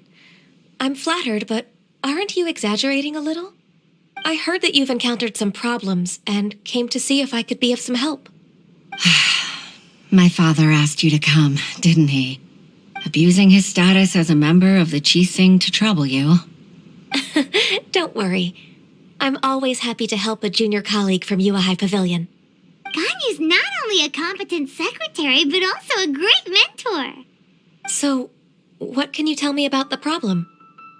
Ugh, where should I start? I discovered something strange while organizing tax records. There are obvious irregularities in the tax declarations of two stores, Second Life and Wanyo Boutique. However, whether I question the shopkeepers or check their accounts, I can't seem to make any progress with my investigation. Without any evidence, my hands are tied. I see. It's not uncommon for merchants to be blinded by greed. Well, is there any solution you can advise? Naturally. I've dealt with similar issues hundreds of times. Give me a moment to consider the best approach in this scenario. All right.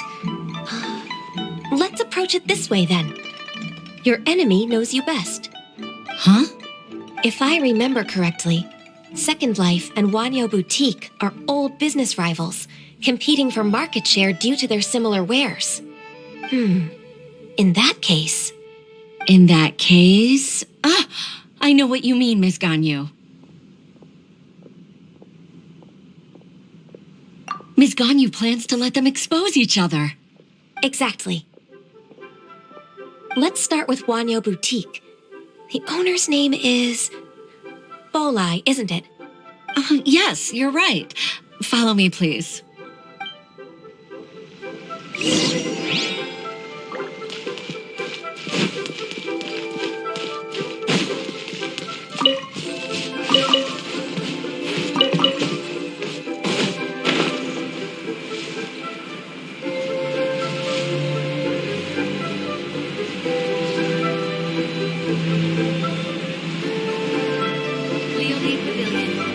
Food in town.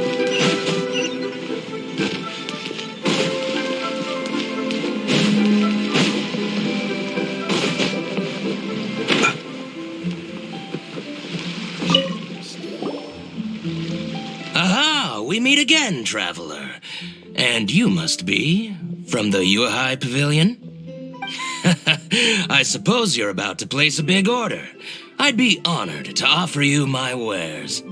That won't be necessary, Mr. Bolai. Wanyo Boutique's credit is not sufficient to accept orders directly from Yuehai Pavilion. Should we need to place such an order, we would certainly go to Second Life instead. What? Second Life?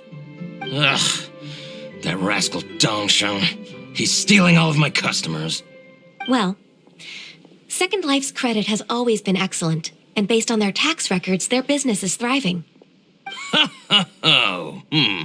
Tax records? Thriving? Huh. Is there anything you'd like to share with us, Mr. Bolai? Don't let that rascal fool you. I know his dirty tricks best. If you don't believe me, show me his tax records. I'm sure I'll find something fishy in there. You know Second Life's business so well? Of course. Their every transaction makes my blood boil. I'd rather lose money myself than see that rascal make some. Well then, please look over this tax record. We'll review Second Life's credit based on your observations. Oh, of course. I'll read very, very carefully. Line by line and word by word.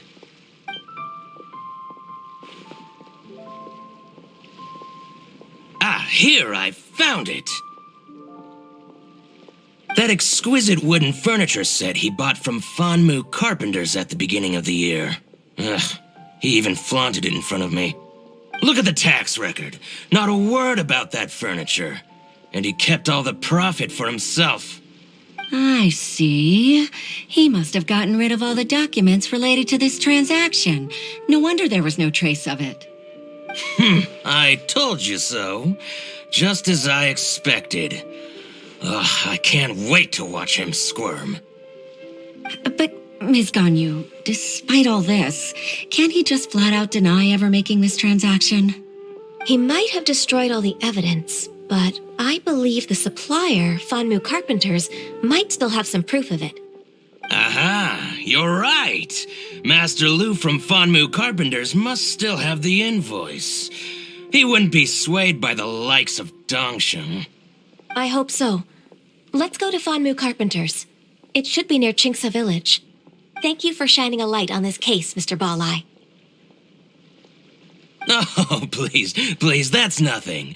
I just hope you won't be lenient with him once you find the evidence. That's the best way to show your gratitude. I'm afraid I can't go to Chingsa Village. It's all right, Weishin. You can stay in Liyue Harbor and finish your work. Leave the rest to us. Ah, that's so considerate of you. Still, I'm sorry to trouble you like that.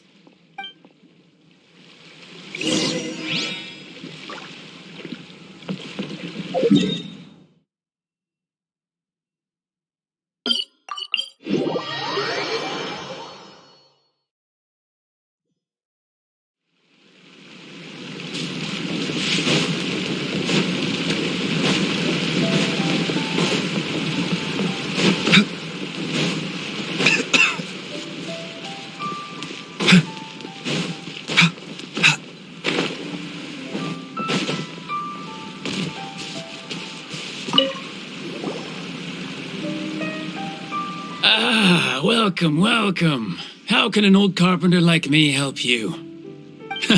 I'm usually happy to take new apprentices, but I'm afraid I can't take too many at once.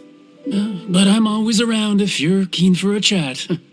Chingsa really is full of lonely old people.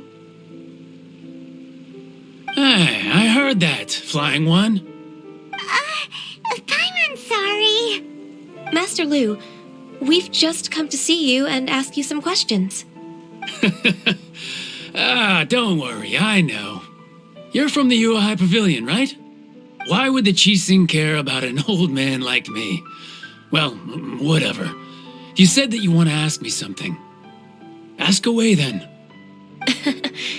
You're very direct, Master Lu.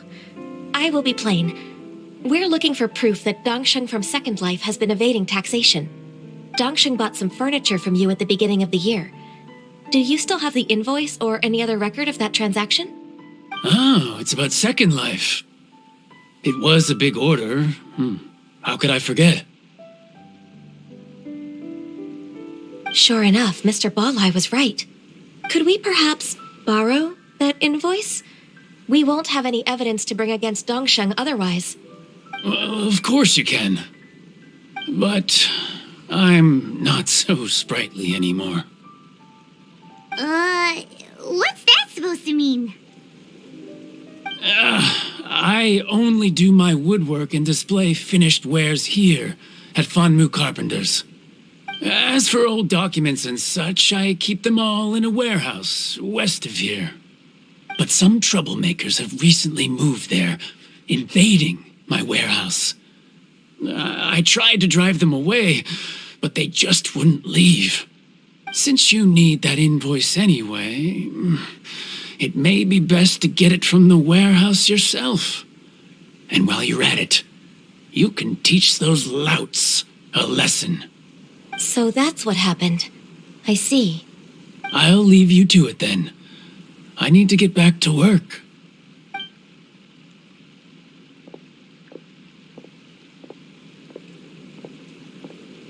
Take back the warehouse, find the invoice. Time for us to show our stuff in a fight. Wait, I think I saw one of those troublemakers. Ah, over there. Oh, Paimon sees them too. It's one of the Fatui. They must be plotting something against Liyue Harbor. Maybe they're the scoundrels who invaded Master Lu's warehouse. Ever since Osial attacked the harbor, the Fatui's reputation in Liyue has reached rock bottom. We won't cause a serious diplomatic crisis by getting into some small scuffle with the Fatui within our borders. You need not worry. Besides, I can already feel their malicious intentions. Consider it my intuition as the secretary of the Qixing. Then what are we waiting for? Let's go teach him a lesson.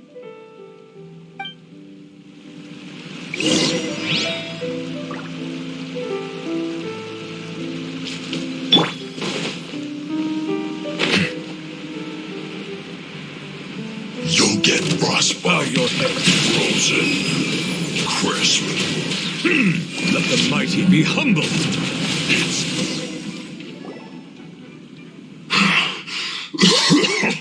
Oh, you scoundrels! I think you've had enough. About time you tell us your plan. No? Plan? What plan? We just taught you a lesson, but clearly you weren't paying attention. If you don't spill whatever you're scheming against Liyue, we'll be forced to use harsher methods. I'm telling the truth. There's no scheme. If you're telling the truth, then why would you, a member of the Fatui, suddenly appear on the outskirts of Qingce village? Fine. If you really want to know, then, well, I was about to. About to what? Pick berries over there. I must admit, I didn't expect you to come up with such a silly excuse. It's not an excuse. I rarely have a free morning, and I heard that there were fresh berries in this area. Think about it. I'm here alone, and Qingce Village is nothing more than a retirement spot for old people. What could I be scheming anyway? Judging by how he's looking at us, it does seem like he feels like he's the victim here. So you have nothing to do with the occupation of Fanmu Carpenter's warehouse? Fanmu Carpenter's warehouse? Where's that? I swear, I only came here to pick berries, that's all. So it wasn't the Fatui who took over Master Lu's warehouse after all.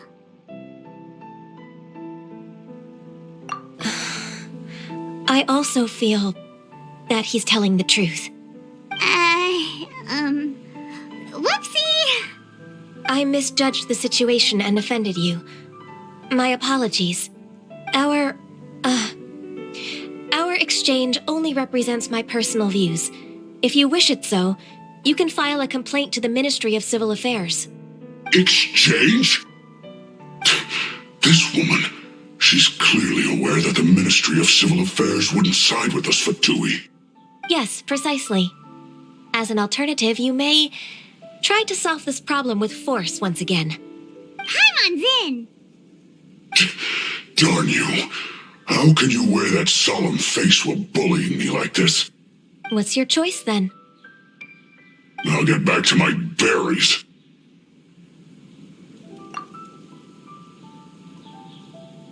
What a bittersweet ending.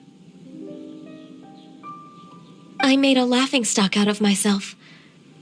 I might have spent too much time away from work. My intuition is not as accurate as it used to be. No worries. It's always nice to teach the Fatui a lesson. Let's keep moving towards Master Lu's warehouse. Our goal is to get the invoice, after all.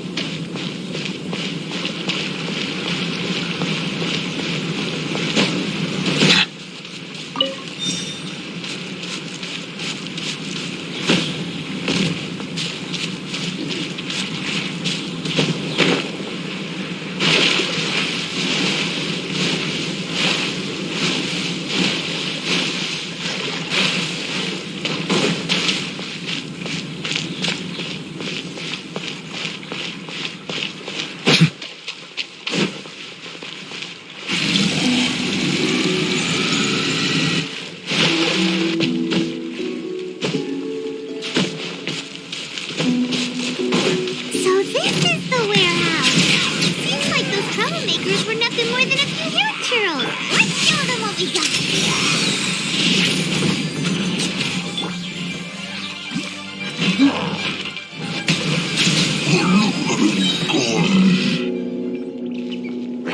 Be sanctified.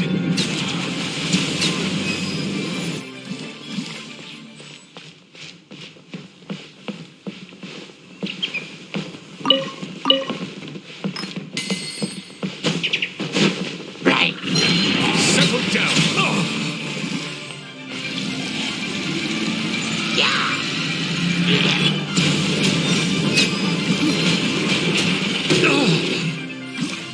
Silence!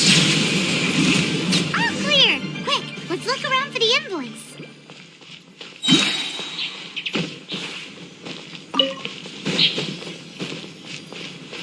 This one is an invoice from One Min Restaurant.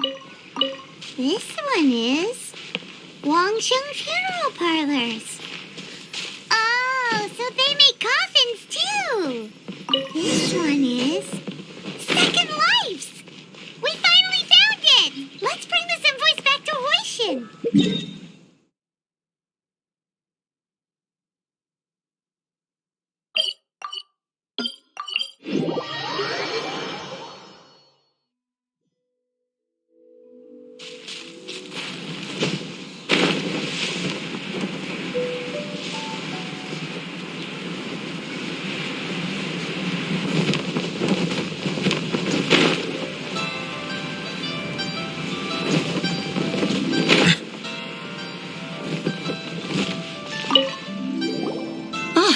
Ms. Ganyu, you're back.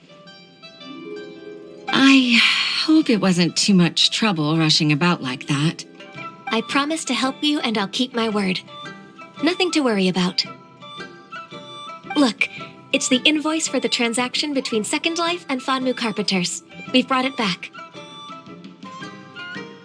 Oh, thank you so much. Now we can solve this problem. Agreed. How about we go to Second Life and have a nice chat with the owner?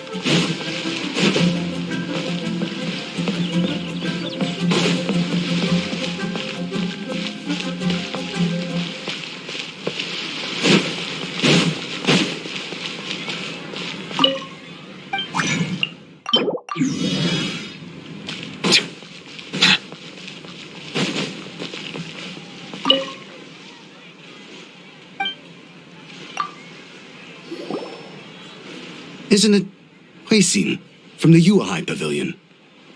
I remember you. I told you that all of my transactions are included in the records. My tax declarations are scrupulous as well. I do hope that my business won't be affected by any groundless accusations. Groundless accusations? Mr. Dongsheng, you seem very sure of yourself. But I sincerely advise that you cease this behavior immediately. It is liable to affect the fine you'll need to pay in the end. No. I'm an honest merchant. I would never get involved with any fraudulent sources of profit. Haven't I made myself clear? Mr. Dongsheng, you've already been proven guilty of tax evasion. I just came here to see if you'd confess. What? Proven guilty? How come? That's impossible. Absolutely absurd. He's talking without rhyme or reason. Must be crumbling under Ganyu's pressure. Time for the finishing blow! Mr. Dongsheng, can you tell me what this is? It's an invoice from Fanmu Carpenters. I'm Master Lu. I didn't... Do you admit to tax evasion? This transaction was absent from the tax record.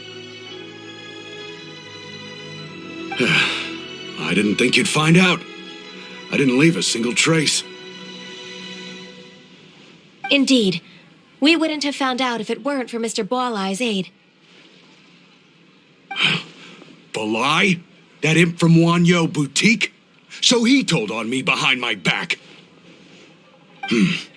He's got his own share of dirty laundry. Oh? Mr. Dongsheng, I'd like to hear a little more about this dirty laundry. Would you care to elaborate?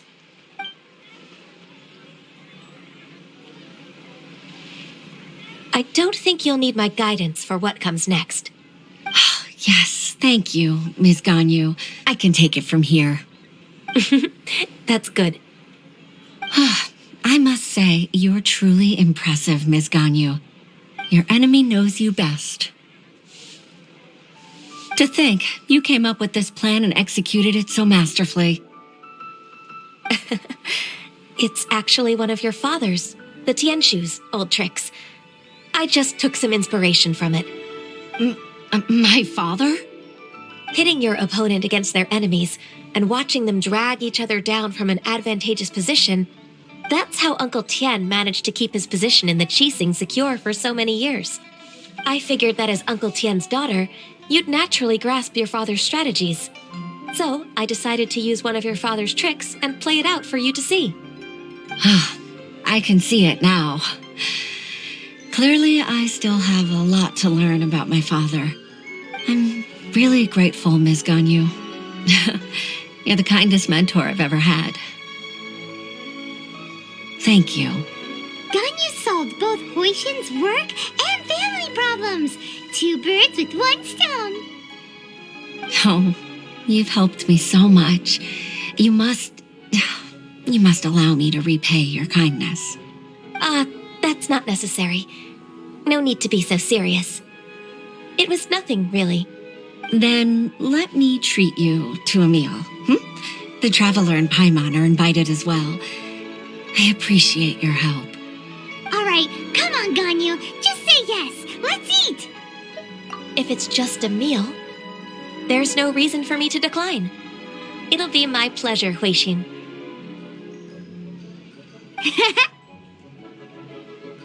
Actually, I've already booked Sinuo Kiosk. I need a moment to prepare everything first. Let's meet there in a while. All right. We dare not refuse such generosity.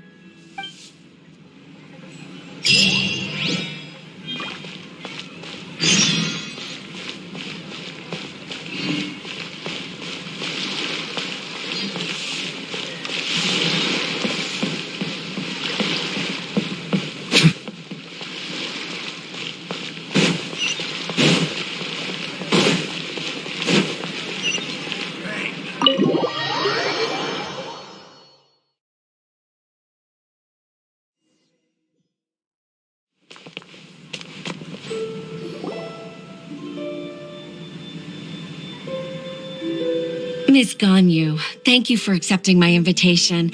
And as for the two of you, your presence is also much appreciated. Sure. That's so kind of you, Huixin. You went to great lengths to organize this. Truth be told, apart from thanking you for all the help, there's something I'd like to tell you. Oh? If there's anything I can help you with, just tell me straight away. No need to hesitate. Oh, no, I don't really need help. Could you just listen for a bit? With pleasure. When I was a little girl, my father used to tell me many stories about you, Miss Ganyu. Even though I have the utmost respect for my father, I always admired how gentle and reliable you are. I've only decided to join the Yuhai Pavilion staff because I've always looked up to you. I didn't know that you think so highly of me. However, in reality, working at the Yuhai Pavilion turned out to be an arduous task. I can't compare myself to such an outstanding secretary like you. I often doubt myself as a result. I disagree. You're a great secretary in your own right. Thank you. Over the years, I became a mother, too. Huh? So Uncle Tian is a grandpa! Influenced by my youthful ideals, she followed my footsteps and came to be a secretary at the Yuehai Pavilion too. At first, I was worried about her. It's not an easy job, after all. To tell the truth, I'm still unsure if she's capable enough. But after all that happened this time, I've made up my mind to support her choice. So, what made you change your mind? The fact that she'll have you, Ms. Ganyu, as her senior colleague. You'll help her, gentle as always, and tell her your mom used to do it like that. It'd be such a beautiful moment. If it's not too much to ask for, she might still need your guidance in 20 plus years, too. Huixin, I never thought that I meant so much to you. Just like when you showed me my father's trick. Having you as their witness makes people feel at ease. Witness? It's true that I've witnessed thousands of years of Liyue Harbor's history. All the changes it's gone through, the stories of its people. But I've always regarded it as nothing more than the source of my loneliness. Huixin, you don't know how important those words are to me. You've made me realize that I share another connection with the people of Liyue Harbor. Apart from my contract with Rex Lapis, they rely on me, accept me, and long for me to bear witness to their stories. Oh, of course. You're irreplaceable to us. That's right. That's why I can't disappoint you. Hooray! Ganyu's finally cheered up! Even if I've really been supplanted, I wish to fight for my place. I won't let you down. I'm going to fulfill my contract and keep working as the Qixing secretary. Regardless, I'll go back and see for myself. I'm afraid that it might have all become a mess during my absence. No time to waste. Let's get back to work. Good luck, Miss Ganyu. We're leaving already? Paimon's still hungry.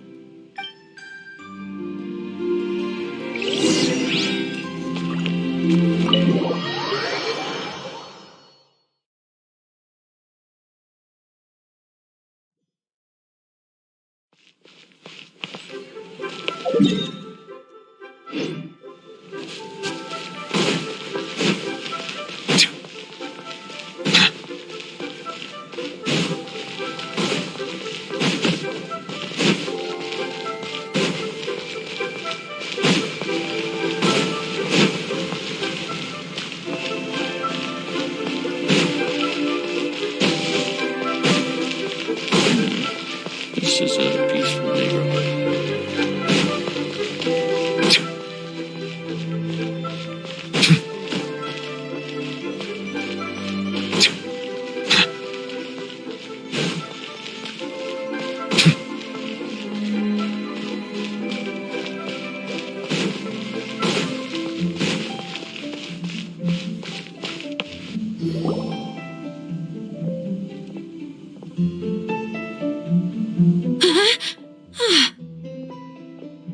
Baisha, are you okay? Did you fall asleep standing up? Look! Look who's back!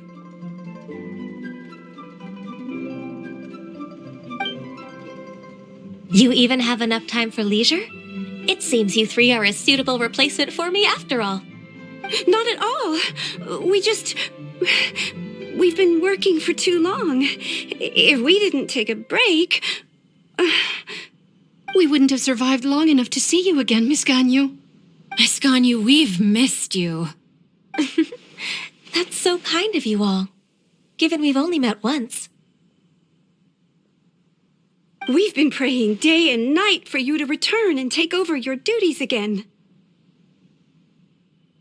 To us, you're like an adeptus coming down to the human world to save all life. Forget all our envious complaints from before.